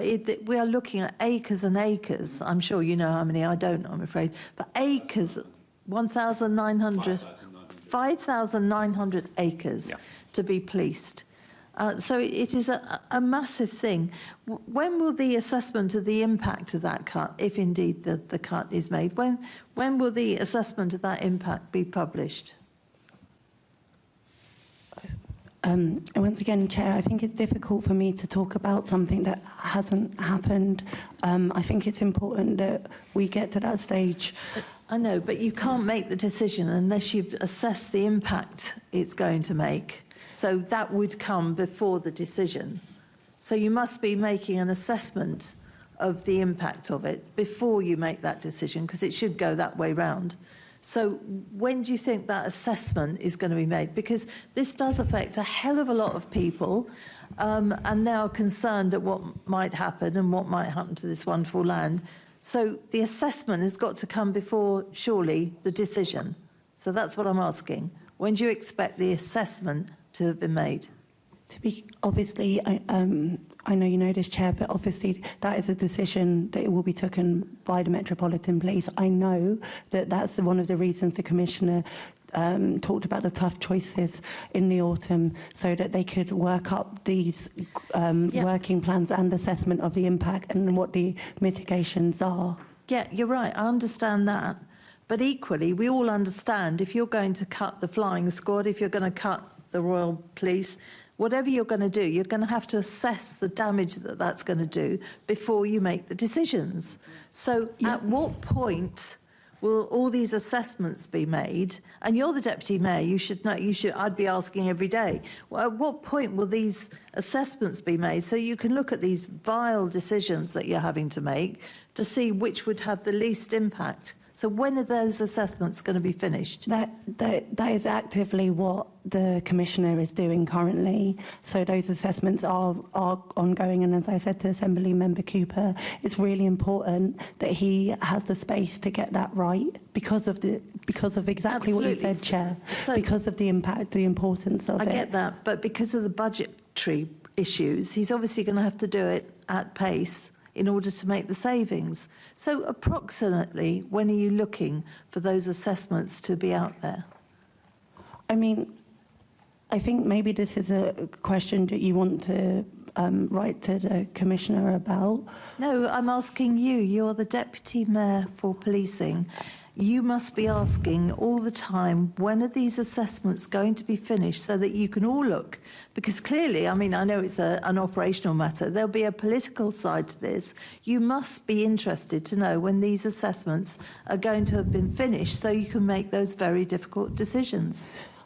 To give assurance that I obviously am, day to day working with the Met on the budget, and talking through the key principles of those, talking through MOPAC officers as well about the level of assurance that they're seeing. The CEO goes to senior leadership meetings with them to talk through all of the things that they are doing on the budget and the work that they're doing to work it up, to have a suite of decisions that have been fully operational, the mitigation plans are there.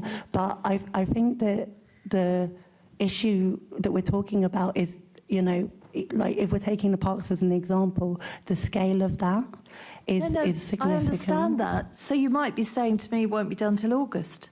All I'm asking for is give us a clue as to when all these dreadful decisions, some of which might have to be taken, at what point will we have actually seen the assessment of the damage that they will do? I can. Do you not know? If you just don't know, just say I don't know. I don't know currently. We can write to you because no, you can write to me. You can tell me. You must know. This is such an important thing. These are such important decisions that you must have some clue as to when the decisions are going to be made. If you know when the decisions are going to be made, we'll know that the assessments will come before that. I am not at all negating the importance of these decisions. I want to be really clear on that. You don't know. I'm going to have to leave it because you clearly don't know, which is very disappointing and doesn't give me any comfort whatsoever. We're now moving on to Assemblymember Small Edwards, and I'm sorry, some of this has sort of been asked, but I'm sure you'll get on with it well. Thank you, Chair. We've also spoken a lot about dedicated ward officers, but one of the issues within my BCU is ward officers in kind of more residential wards will often get pulled into the central London, often the West End, for kind of high-profile events, for state visits, for protests. And I know this happens with officers throughout London as well. So my question is, obviously, that leaves those more residential wards feeling a bit understaffed and a bit vulnerable. So is MOPAC working with the Met to bring down the number of neighbourhood officers kind of abstracted at short notice? I mean, yes, this is an ongoing and active conversation. I think it's important that we understand that abstractions can be partly because of the needs of other areas, like especially central London, that we all recognise over the last few years that the number of protests going up has meant that, but this is something that we actively challenge the police on. Also, it's important to understand that abstraction can be for things like that, but it can also be for training, it can be for court days. There's a mixed picture in there, and that is obviously very important in terms of the policing of London, that, an officer is giving evidence in court. That said, that we are pushing them on getting abstraction right. Commissioner has put in a plan around making sure that everyone has a greater standard of aid days on big events, so that everyone in the Met has to contribute to those, which has led to a reduction in abstraction. To give you the particulars, the total abstraction from BCUs is 19.8%, and this is slightly lower than 12 months previously, where it was 20%. It's obviously small, but I want to assure people that we're pushing this. We get it, especially, as you say, between the division between more residential areas and perhaps town centres. Thank you for that. And that 19.8% number, is that the percentage amount of time on abstraction of each officer? Yeah, so so that's right. So basically that includes stuff like training, court attendance, which actually are an intrinsic part of the officer role. I think what you're specifically talking about is abstraction for aid, which has actually gone down over the last few months from about 6% to about 4%. And now I think everyone in this room would recognise that the Met's been under extraordinary and unprecedented pressure in terms of the aid following the 7th of October and the need to police the marches. So in a way you would have expected that to be higher. What I would say about what the Met had been doing prior to that is we had seen a genuine change in terms of where those officers were being taken from. Previously they did used to, broadly speaking, just come from response or neighbourhood and stuff, and then actually if you take it from response, where'd you backfill that from your neighbourhood team? So yeah, exactly. Whereas I do think under the Commissioner and the DEP, they have moved that and made it a much more Met-wide issue in terms of everybody contributing. So I do think there has been positive change in that. The numbers will probably still be higher than everybody would like, but that's just a reality of having to police London with all the marches that have been going on. And on that percentage abstraction number, do you have a breakdown for each BCU? I can get you that if that's what you're asking. Yeah, that would definitely be helpful. Yeah. Thank you very much for that. Yeah, I can see why you're asking that with where you are. But actually, as a London-wide Assembly member, I flit around all over the place. And wherever I go, if you go to community meetings where people are connected with the police, are locked into policing, this is the question that comes up.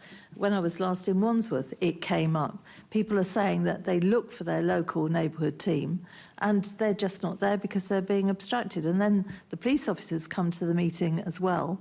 And it's not their fault. They are constantly taken away. And with the summer coming, because some people that go out there and campaign and stick themselves to roads or whatever else they do, they tend to do it more in the summer. So we're going to be inundated again, I can only imagine, with a load more demonstrations of various sorts. And then, of course, they come off the neighbourhood policing, added to the fact that we are losing officers as well because of the budget.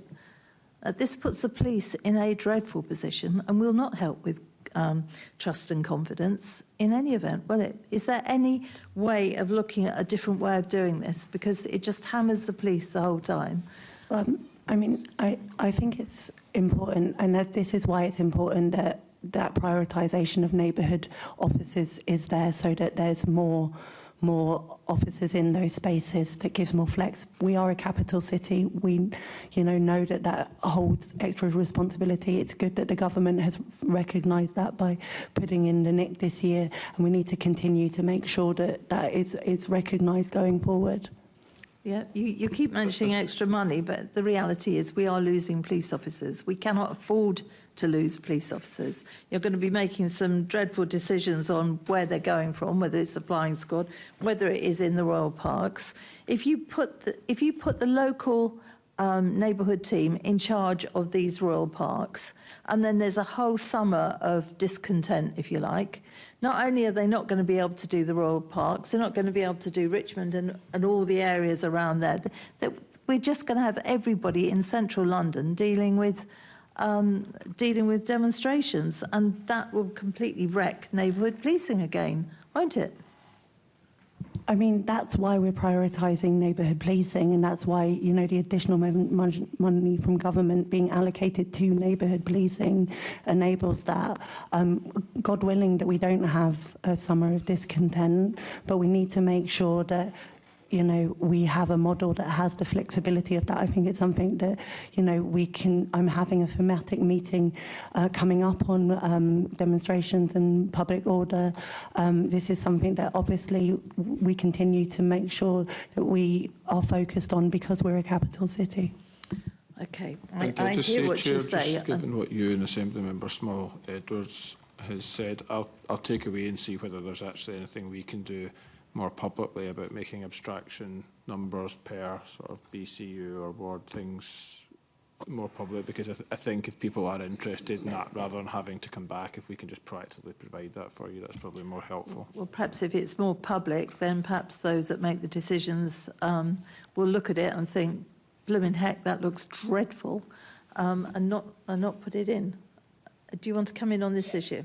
Just quickly, when we had someone from the Met talking about public order policing before, they were talking about how they keep it under review, how many officers they keep in kind of reserve. So I just wondered if that's something that's still keeping under review and that they're looking at that, because obviously part of this is the scale of the policing of protest is another angle of looking at this from. Yes, they do. I mean, I think that's also, I know that the police obviously take every opportunity to meet with the organisers of protests and understand the logistics of what the protest organisers are wanting to do because of that, because they need to be able to staff it appropriately. Yeah, and obviously taking into account kind of the intention of protest, likelihood of violence, etc., etc. Yeah, okay. It'd be interesting to hear about the meeting that you mentioned as well, so if we can have a report back. Thank you. Last question on this section is from Assemblymember Mo Emma. Thank you, Chair. Before I ask my substantive question, I just wanted to raise a point, and perhaps in your upcoming meeting, I'd be grateful if you would raise this, and I'm sure others would, that for all of those abstractions to central London because of protests, we need to equally, I would argue more, clearly think about what happens to those neighbourhoods not in central London where there is fallout when people return home from a protest. It's happened in my constituency. And I would also add, following the terrorist attacks of the 7th of October, that there is a wider and growing issue around attacks on public buildings or those perceived to be, on one side of the argument or other, red paint. That's recently happened to one of my town halls. And I genuinely have concern for ordinary members of the community who fear going about their daily lives. So I think the abstractions piece, when it comes to protest, needs to be thought about in the round. But my main question really is around the Met's V100 initiative, which has been reported on recently. Really welcome to see that 126 people have been charged and 574 offences through that. So what the MOPAC support is to that initiative? Yeah, just to say, Assemblymember Mama, I would definitely do that. I know that obviously the community impact of protest direct action, especially if it has on any aspect additional discrimination bias to it, is important to understand any impact, the community impact of that. So happy to take that question forward. On the V100, when I was the leader of Islington Council, when Mark Rowley started as Commissioner, he met with all of the leaders of the council, and this is a project that he talked passionately about, and I was genuinely excited to see. I think, you know, you've rightly said that we're now at the 100th conviction of those involved, the top perpetrators, but to understand that that's 314 perpetrators or alleged perpetrators that have been in contact with the police. And also, as you rightly identified, that is over 500 offences. And I think in this area it's really important that we understand the levels of harm that we see in these areas. So that's really important that we continue to do that. VORG obviously is a key area of work that we do here in MOPAC. And we're right alongside the Met in this. And we're really, you may have seen the thread that I did yesterday on the top 100 in VORG and how we've worked in tandem with them on that. But it's also really important through the commissioning power of MOPAC that we have increased the amount of commissioning that we do in the perpetrator space, because it is a significantly important outcome in terms of reducing not only offending but re-offending in this space. It's a real important early intervention measure, and that's alongside the work that we do to support victim survivors, whether that be through last week we did the release of the DASA work, which is about getting women into safe accommodation who've been affected by this, and making sure that they have a pathway to go on to thrive in that, to the intervention work that we do commission through organisations.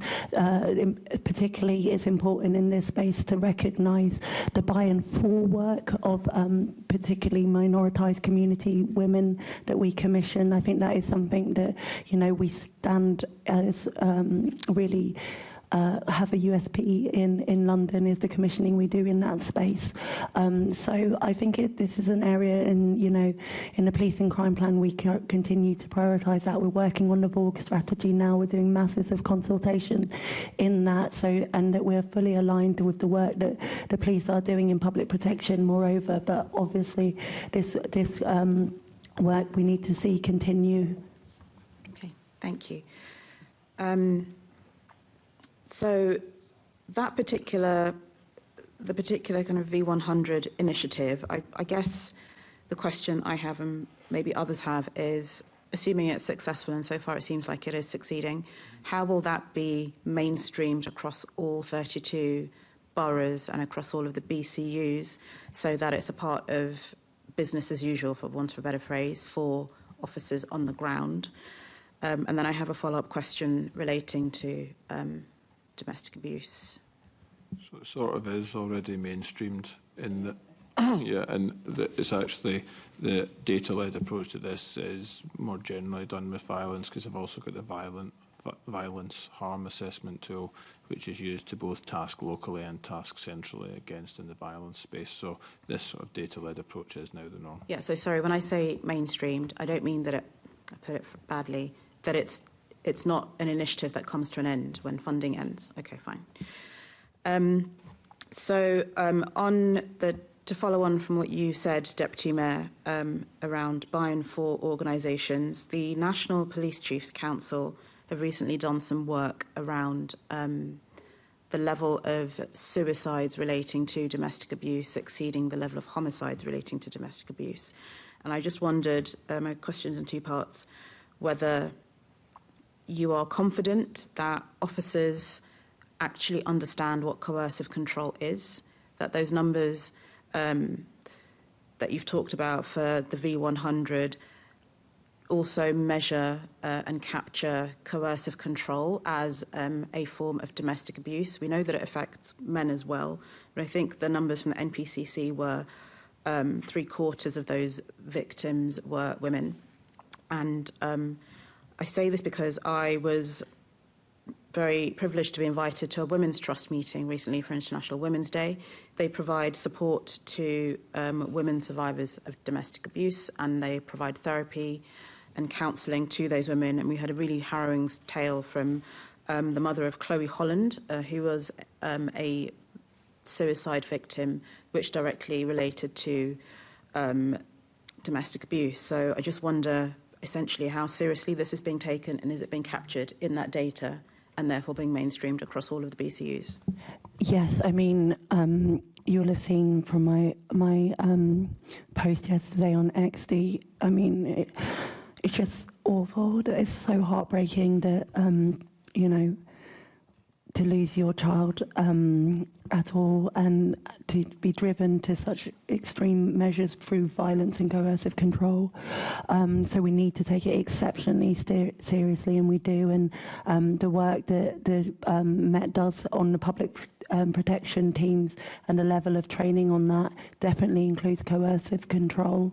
And I think we need to obviously make sure that we are continuing to push to see the signs of that. And something I spoke to Kenny actually about yesterday is looking at the data from the V100 and actually saying what are we seeing here in their offending history?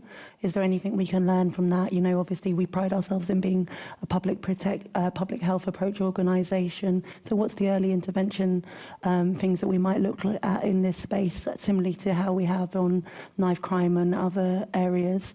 So I couldn't agree more. And this is something that, you know, we've got the strategy coming forward and really pushing the team to think about how we look at prevention in this space across all of the mayoral family and beyond.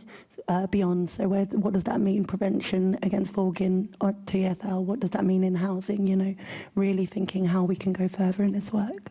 Okay, my final question, Chair. Can we? It is neighbourhood policing section. I let that run because obviously we're all very interested in it, but it should be linked to the neighbourhood. But to be fair, if the Met is looking at the V100 initiative specifically, yeah, no, and that's why I let it go. But we are in a neighbourhood policing section. But Chair, we've done nothing on this side that's different from any other members in following up questions. Which is why I just let that run. I'm just saying if there's another question, if we could try. No, thank you. It will be my final question on this. But I would say that it absolutely should. I'm asking because it should be included in the numbers, and I just want to be reassured of that. So, yes, I take your point, Chair. My final question on this, then, is currently the V100, when you're looking at tasking, and this might be an operational question for the Met directly, but when they're looking at tasking and they're looking at prioritisation, would I be right, if I'm right in thinking that they're looking at reports of violence, reports of sexual assault, reports of rape by the top 100 perpetrators, then that coercive control, where arguably hands are not laid, how do you factor that into the V100's work? So that would all. So what they look at under the V100 is crime reports that have come in, then ranked using the Cambridge Harm Index, an objective report, and then allied to that, and then the sort of seriousness of harm to the victims, if you like. And then every month that gets refreshed, sort of thing. And then there's a central tasking meeting, which they target using central resource, some of the more serious people, and then understand that the ones which aren't tasked are then given out to local teams, so they have the proactive teams that can do that. And that's the same model that's used with the VHE. VHA coercive control would be something which would be covered by crime reports and the Cambridge Crime Harm Index. Okay, thanks very much for that. We're now moving on to 999 and 101 response times, and we're starting off with Assembly Member Duval.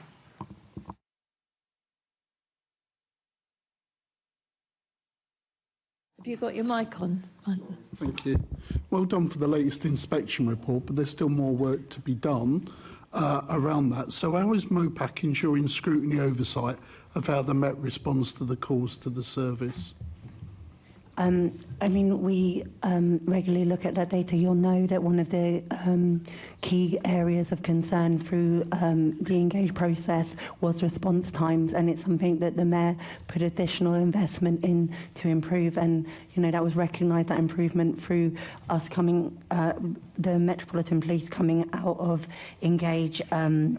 So to the specifics of your question, in London, we now are at a stage where 86.2% of 999 calls are responded to within 10 seconds, and that's from January 2024 to December 2024, and this compared to 7.6% on the previous period. So as you can see, that's a significant uplift. And as you say, we can't, we need to continue to make sure that we're checking that data regularly. Alongside that, I would say it's really important that we have, the Commissioner talks about the broken foundations and rebuilding the foundations. And I think one area this really relates to is having the right tech around this in the command centres. I've been to Lambeth to see the command centre there, the call centre there. And, really understand the work that the great officers are doing there in responding to the calls. Obviously, we know how important that work is, and we need to make sure that we have the right infrastructure to back that up, especially given the volume of crime, what the volume of response needed in London. On that, they'll be introducing in March a new mission control voice platform. So those are the kind of technologies that we're seeing that will help with that response time. So at the moment, if you call 999, you're put into a singular queue. And that it's kind of a lottery which call centre you get put into from that queue. This will enable 3 separate queues, for lack of a better term, to those areas and be a lot more data-led. Okay, answering the phone is important and getting that right. The next bit is then responses and following on. Is that part of the connected issues around responses to immediate, significant, as well as extended emergencies? Is that the thinking on? Because that's really the key. I make my call, I then get a response of some sort. Where are we on that? And who's leading that issue? Yeah, I mean, I completely recognise what you're saying and seeing the team do that, and actually the intricacies of that work. So, literally having CCTV cameras ahead of you, seeing, where having a map where you got the police officers on the map and making sure that all connects, whilst also, linking in with TSG if that's needed, is a really important work. And we need to make sure that you're right, that it's not just phone calls, it's the whole system, so we're looking at that. So I think to answer your questions, there's 3 points I would say which are really important to this. One is speed of response. If somebody calls and they're in distress, I think it is actually very important that they get a speedy answer. The KPI nationally is 90%. As was said, for the last calendar year, the Met was just below that, significant improvement, but you would want to see that continue if you could. The second point is, and it's something which picked up HMS CFRS properly, is vulnerability properly assessed at both within METCC and then by dispatch when it happens. That is happening better now in METCC. I think compliance is quite high. I still think it's down around 60-65% down in dispatch. There's still a bit more work to do around that. And then the third point, as you say, is the speed of getting to INS calls and what's happening within that. And if you look at the latest figures, like you'll be able to see that, like, for example, in the south area or southeast, there's been improvements in S-calls, but in something like central north, actually, S-call response times are down. So it's taking the whole system as a whole that you actually need to take. I totally agree with your point. Just finally on this, just to end this question, the extended emergency call, which is the third category, are they usually 101 numbers? But you could pick them up on 999. Someone picks up and it's extended emergency. This is the one where I think you respond within 48 hours, is it, or 2 days? Yeah, the e-calls. So we don't emergency for the ordinary public to understand. Yeah, so we don't. So we tend to look at the INS calls as being the key factors alongside the Thrive and the call response times, if I'm honest with you. Now, is that split back into response, or is that passed on to other parts of the police service? So 48 hours, it could be, I presume, I don't know, I'm a layperson, a forensic visit, I presume, could be an extended emergency, or it could be, would that be passed to a safer neighbourhood team to follow up in terms of extended membership, or is it always likely to be someone from response?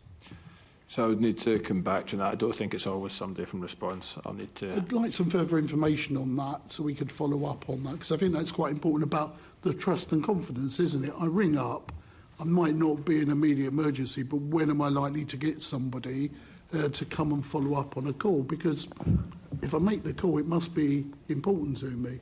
I'm concerned, aren't I? And so, let me come back to you. Sorry, that's genuinely something I don't have. From what I saw, Len, when I was in Lambeth, obviously the call centre has the ability to make those appointments the next day. So I sat in on a call where someone was, a vulnerable person was dealing with harassment, and their caseworker called for them, and so they were able to organise a next day appointment with an officer.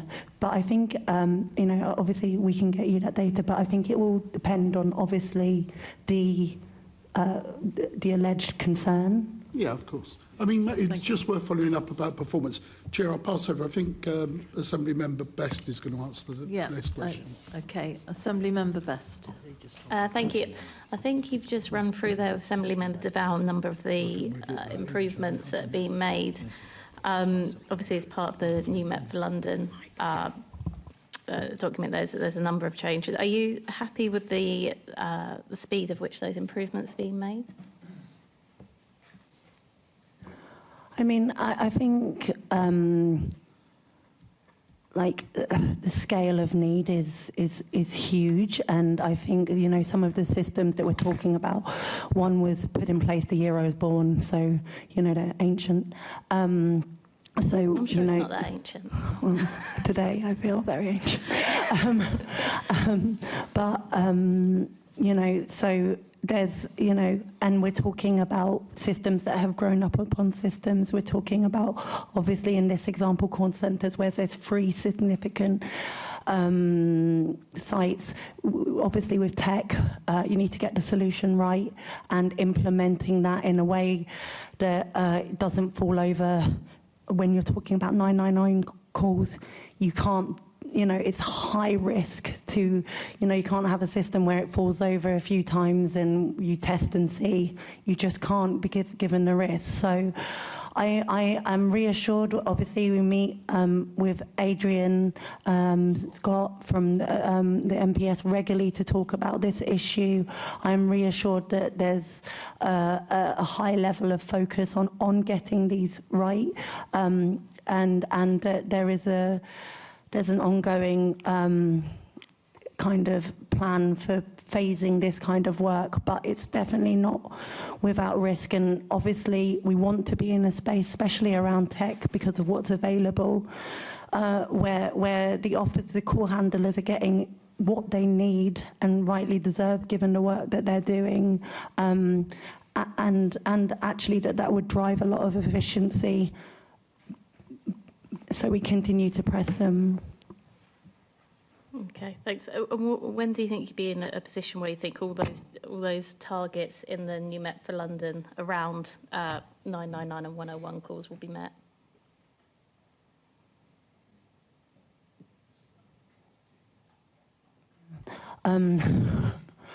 We're thinking about the same significant piece of work that needs to be done for the Command and Control Centre, and that's going on for has gone on for a number of years now. So, well, you know, I think it's really important that they are making, as I've mentioned, important infrastructure change like the Mission Control Voice platform, which will really help. But I'm also conscious, I think it would be wrong for us not to acknowledge, as we talked about earlier, that in a restrained budget, you know, we don't have ongoing ring-fence capital spending in this area. That's something also that we need to be lobbying for, and I will. So, we keep on going. Okay, so at the moment, when do you think? So I wouldn't want, do you mean hitting the 90% and meeting INS well, targets? The 90% is obviously one of the targets, and one of the bits in the new Met for London. There's obviously additional bits, a lot of which we've touched on already. When do you think the whole package will be complete, as it were?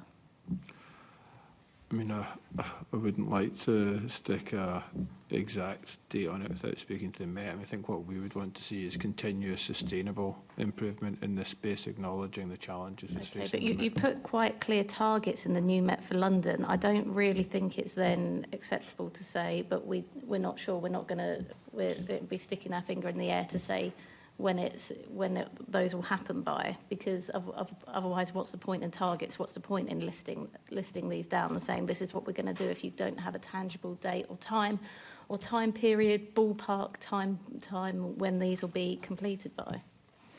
I mean, I really understand what you're saying, Assembly Member Best. However, you know, the funding picture changes, and you know, the understanding of the technology changes. There's just too many variables. The same, if the funding is as it is today and there's no change, then surely you can make a call on the basis of what you have now. I think that's a good question to put to the Met. It's the new Met for London is obviously the Met's plan. I mean, you know, for example, you know, we have the budget we have now. We're moving forward with the command and control improvements. I think that's on a 3-year contract once it gets over the line. So you can look at things like that, but I don't want to. I think it's for the Met to hold that plan. Well, if there was an officer here, then maybe that would help. I do think it's disappointing that so many things, we don't know when something's going to be completed by. We don't know when we're going to get answers to. And actually, Deputy Mayor is telling us to ask the Mayor is nonsensical, because... I said to ask the Commissioner, not... Oh, well, I still think you're the Deputy Mayor. You should know the answers. We're going to come now to Assembly Member Duval. This has been touched on question 21, but I don't know if you want to go further into that. I think, the bit that I would like to just explore, Chair, about this. So the point of contact, I ring the police. Clearly, the people taking the calls are trained now, and there may well be information that I'm going to give you that I'd expect to maybe passed on to the person who's going to respond to my call. So increasingly, the people we're dealing with are vulnerable, and there's a degrees of vulnerability there. So what steps are taken in identifying that vulnerability on the first point of contact? I know it's not 100% perfect. It's all part of the risk of dealing with those issues. And how is that passed on to the people, to the responders? So they do they follow the Thrive Plus model, which is then taken, handed to dispatch, who then run additional intel and police systems checks, which is then passed to the responders. Okay. On this point, Chair, can I continue with my next question? There may well be interventions. Do you want to come in? No, I'll comment at the end. Yeah, at the end. Yeah, okay. So now, in terms of that, the action taken to improve what the Met provides the callers with advice and crime prevention on scene preservation. Now, of course, 999 calls, you want to get them off the 999 calls if it's not pertinent to real emergencies. It's terrible to say that, because if I make the call, I think it's a real emergency. But of course, you're grading these issues. So is the conversation on crime prevention and scene preservation on a 999 call, or is that more likely to be on a 101 call? What steps are being taken with the call handlers on that? Because you want to give people some advice, isn't it?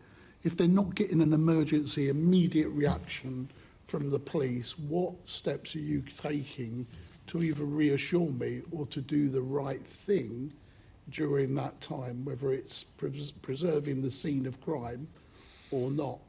Do we know? If you don't know, that's fine. If you could find out for us and share it with us, that would be, appropriate. We'd like to do this because there may well be some more follow-up work that we'd want to do. And I think certainly, Chair, about some of the performance calls. So the number of so much. I'm very grateful. I think I've got the information around how quickly you answer the phone. I think the next steps for this committee may want to look at actually how good we are at responding as you hand it, as the call handlers hand it to the people on the ground. What's those responses and that?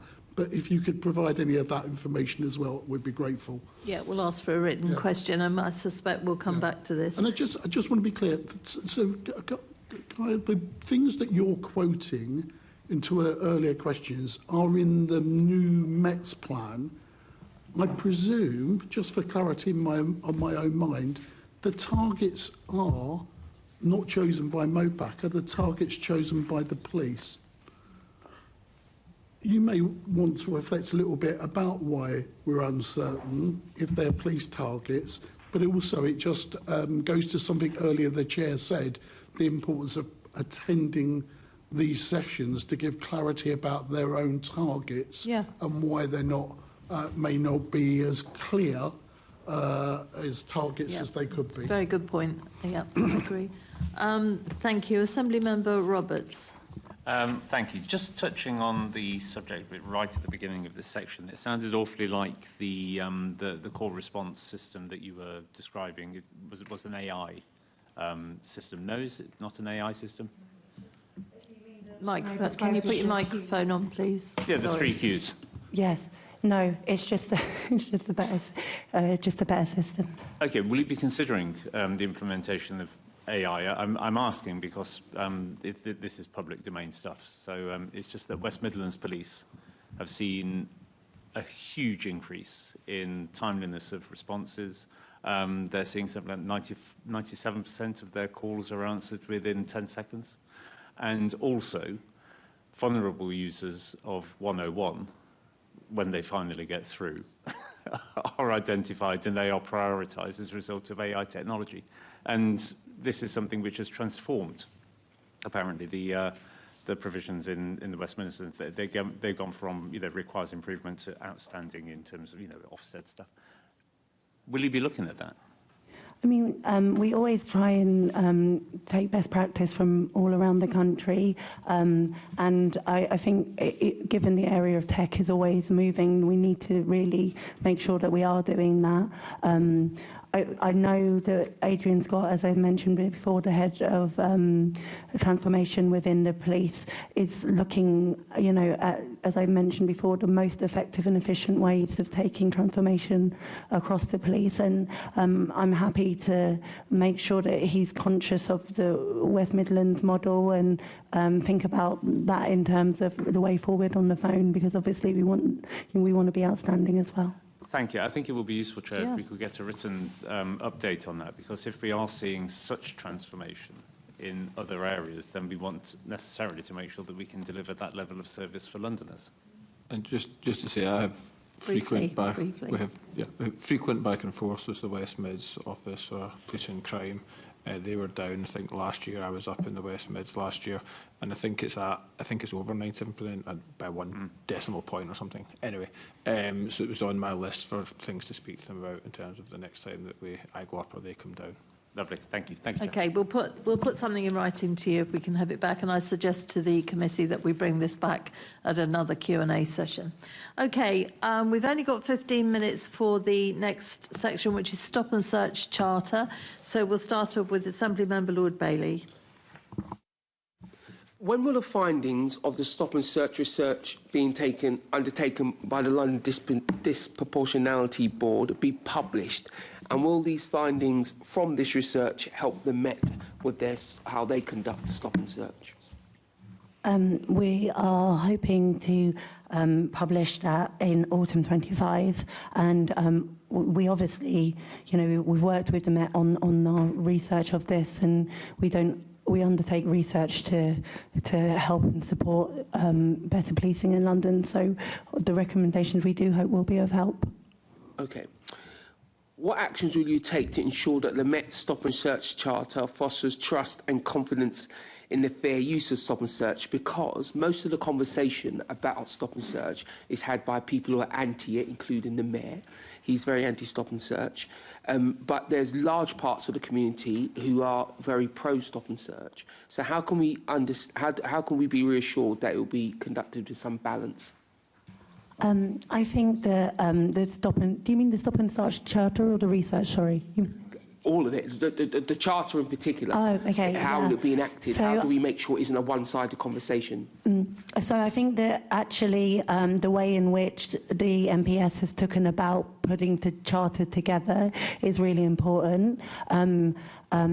What's Ade's surname? Sorry. Ade Alkin, the responsible officer who's taken this work forward, talks very passionately about starting with a blank page and not a single word being written on that page that hasn't come from the community, especially, and I know as a previous youth worker you'll be keen on this, especially involving young people in that work. So he's consulted with thousands of community groups and Londoners and residents and to get the Charter to where it is, and it was released a few weeks ago. I think reflecting on conversations with him though, he's now working up 8 plans that look at how the Charter is implemented, that will lie underneath the Stop and Search Charter, and by his own volition, he said to me that the proof of the pudding will be knowing whether those implementation plans have landed well with communities, with Londoners. So it's a significant piece of work. You know, they talk about it as a resetting in relation to people of London with Stop and Search, but also obviously their own police force. Okay, because the Commissioner's comments were that this document is like gives licence and legitimises the way in which the Met have been doing Stop and Search, and it's not to be seen, the Charter's not to be seen as the idea that they're retreating from that. Would you say that what's your hope for it? Is your hope that it is this blank page, that it is a reset? Because even I, as someone who's pro-Stop and Search all day long, I do accept that it has been done poorly in the past. It could be done better. But what's your hope for it? As the Deputy Mayor, what is your hope for the impact of this Charter? What will it do in the conversations we have around Stop and Search? I mean, Lord Bailey, if I may, I think you've hit on right on the issue, right? Is that we want to have the highest quality of Stop and Searches. It's not the tactic itself, it's how it's implemented, and that's what we all want, is, you know, interactions that are seen as fair and have meaningful outcomes based on and the highest levels of procedural justice. So that's my hope for it, and I think that it's important that that is continually looked at, and I hope that through these implementation plans, through the continual engagement on this issue, that will happen. Can I just be brief and say, I mean, so actually, if you look at all the demographics across London, generally all supportive of Stop and Search. If you look at black and mixed ethnicity Londoners, they actually are less than 50% are confident it will be done fairly. So that's exactly the point you're making.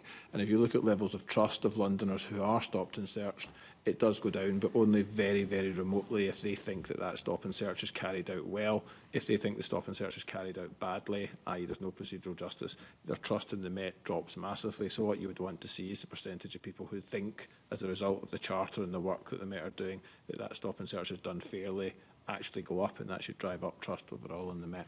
But isn't that going to be tough, because a number of those people who stopped and searched will then go on to be charged, or you know, so you can see how they might have a negative feeling about being stopped and searched. Is that taken into account? Yeah. So yeah. I mean, you're never going to keep everybody who's stopped and searched happy, because some of them absolutely. But for a large number of people, actually, there will be no further action. I mean, even in the most recent figures, I think it's something like 33% have an outcome of the Stop and Searches, which suggests that for 67% of the people that you're still going to be able to have a procedurally just, properly done Stop and Search, which is sort of culturally sensitive and deals with the issues. And I think that's what the Charter's all about, and actually having community oversight of it, which is something, and it being them themselves to look at that, have the officers actually looking at it properly and doing some proper feedback to people about how it's all done, and actually be able to look at some of the issues which we think really matter the most. For example, Stop and Search of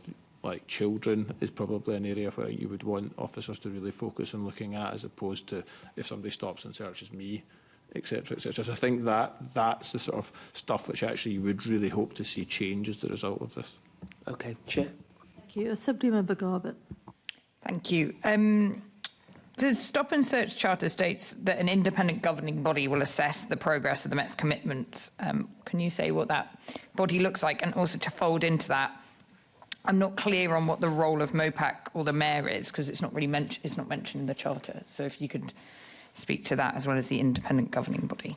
Thanks. So they're currently working, the Met, to develop a framework for community scrutiny, moreover for policing, but obviously that would involve this area, and that's something that we would be delivering jointly with them. Do you have a timescale for when that independent governing body will be in place? I hope to see real progress in that by early next year, with at least being started to be implemented. That's what we're working on at the moment, but we have a sort of delivery partner in at the moment ourselves and the Met, working up the PID and the full scope to make sure that we can do it, and then I'll be able to give you greater specificity following that. Great. And can you just expand on what the consequences of the Met not following the Charter as an officer level, as well as generally if there's a sense that it's not being followed? Well, I mean, as I said, I think it's also us making sure that the implementation plans are felt to be delivered upon, because the charter is the charter itself, but seeing those delivery implementation plans underneath those, and really taking the charter from, a kind of concept to an actionable way of working is really important in that. And then obviously MOPAC's oversight will be really intrinsic to that. And then we'll also continually, obviously through the public survey work that we do and the work that we do on trust and confidence, moreover, that we will continue under the police and crime plan to have key matrix around those areas. So this is something that we will have ongoing checkpoints on. Yeah, that's the reassurance I think people need, that there's consequence and it's going to be followed up. The bit I wanted to pick up on was the bit under the better public understanding of stop and search, where it mentions a couple of places about people having a better understanding of their rights. So it mentions that the MPS is going to communicate their rights, as well as leaflets and posters created and distributed kind of on bus stops and the network and stuff. So I just wondered if you knew how much of a priority that is and how quickly that's going to happen. Yeah, so that's the Go Wisely campaign, and I think it's an acronym of the actions, right? Yeah, and that's happening already. We're starting to distribute that. It came to the last community monitoring group chairs meeting about 3 weeks ago, and which is the local community groups which oversee stop and search within their individual boroughs, and a number of those had been distributed all around London. There were suggestions made there about how the Met might better publicise that more generally. Great, that's great to hear. And just one last thing, just to pick up on what you said, Kenny, a moment ago about how people judge if it's been good, if procedural justice has been served. At a previous meeting, the Commissioner said that stop and search might result in somebody being reminded it's not a good idea to carry a weapon. And I just wondered how that squares with people feeling like procedural justice has been served, if that's the Commissioner's view of how stop and search might be used. That was after I said that 70% of stops didn't result in anything. I mean, I think that's obviously a question for the Commissioner, but I suppose the hope would be that it's a positive interaction with a officer, and that if that was to be a likely concern, there's an opportunity to reiterate the importance of safety, and in that if you carry a knife, you're more likely to be harmed by a knife, or you harm yourself with a knife. I think it's a bit of a strange question, because I'm now trying to guess what he meant. I think it's getting to kind of suspicionless or suspicion-led stop and search, and how it's what Kenny was saying about whether it's just to have carried this stop and search out in the first place, rather than just remind people that it's not a good idea to carry a weapon, because there's tons of bias and prejudice baked into that. Obviously, you know, one of the tenets that needs to be rightly upheld on stop and search is reasonable grounds, and how we make sure that there's ongoing evidence of reasonable grounds, I think is the key part of what you're alluding to. I also don't think the two things are mutually exclusive. I think you can just as well have a stop and search, assuming there is suspicion it's invalid, and at the same time you can have a positive interaction with somebody and tell them about, pass on information, remind them of safety, give key messages to them. That should be part and parcel of a sort of positive interaction with members of the public, whether it's via stop and search or elsewhere, I would have thought. Yep. Thank you. Thank you. Very briefly, have the members of this body already been appointed? Who is going to appoint them? Because you know how miffed people on this particular committee were that it, for the London Policing Board, that it was all mayoral appointments. Who's going to choose these people? So they've not been appointed. We're just working up the scope. Part of that will be how we go about doing it. I suspect it will be evolution to begin with rather than revolution, in that we have a number of people on these bodies already that will probably start serving whilst we, so that there isn't a gap in the service, whilst we then work out the best way of bringing on extra or additional whatever's identified by the programme as being required. Okay, well, it's something we'll all keep a watch on. Thank you. So that brings us to the end. Particularly, Kaya, thank you so much for coming when you're clearly not well. So I would like to thank our guests for attending this morning and for their answers to our questions.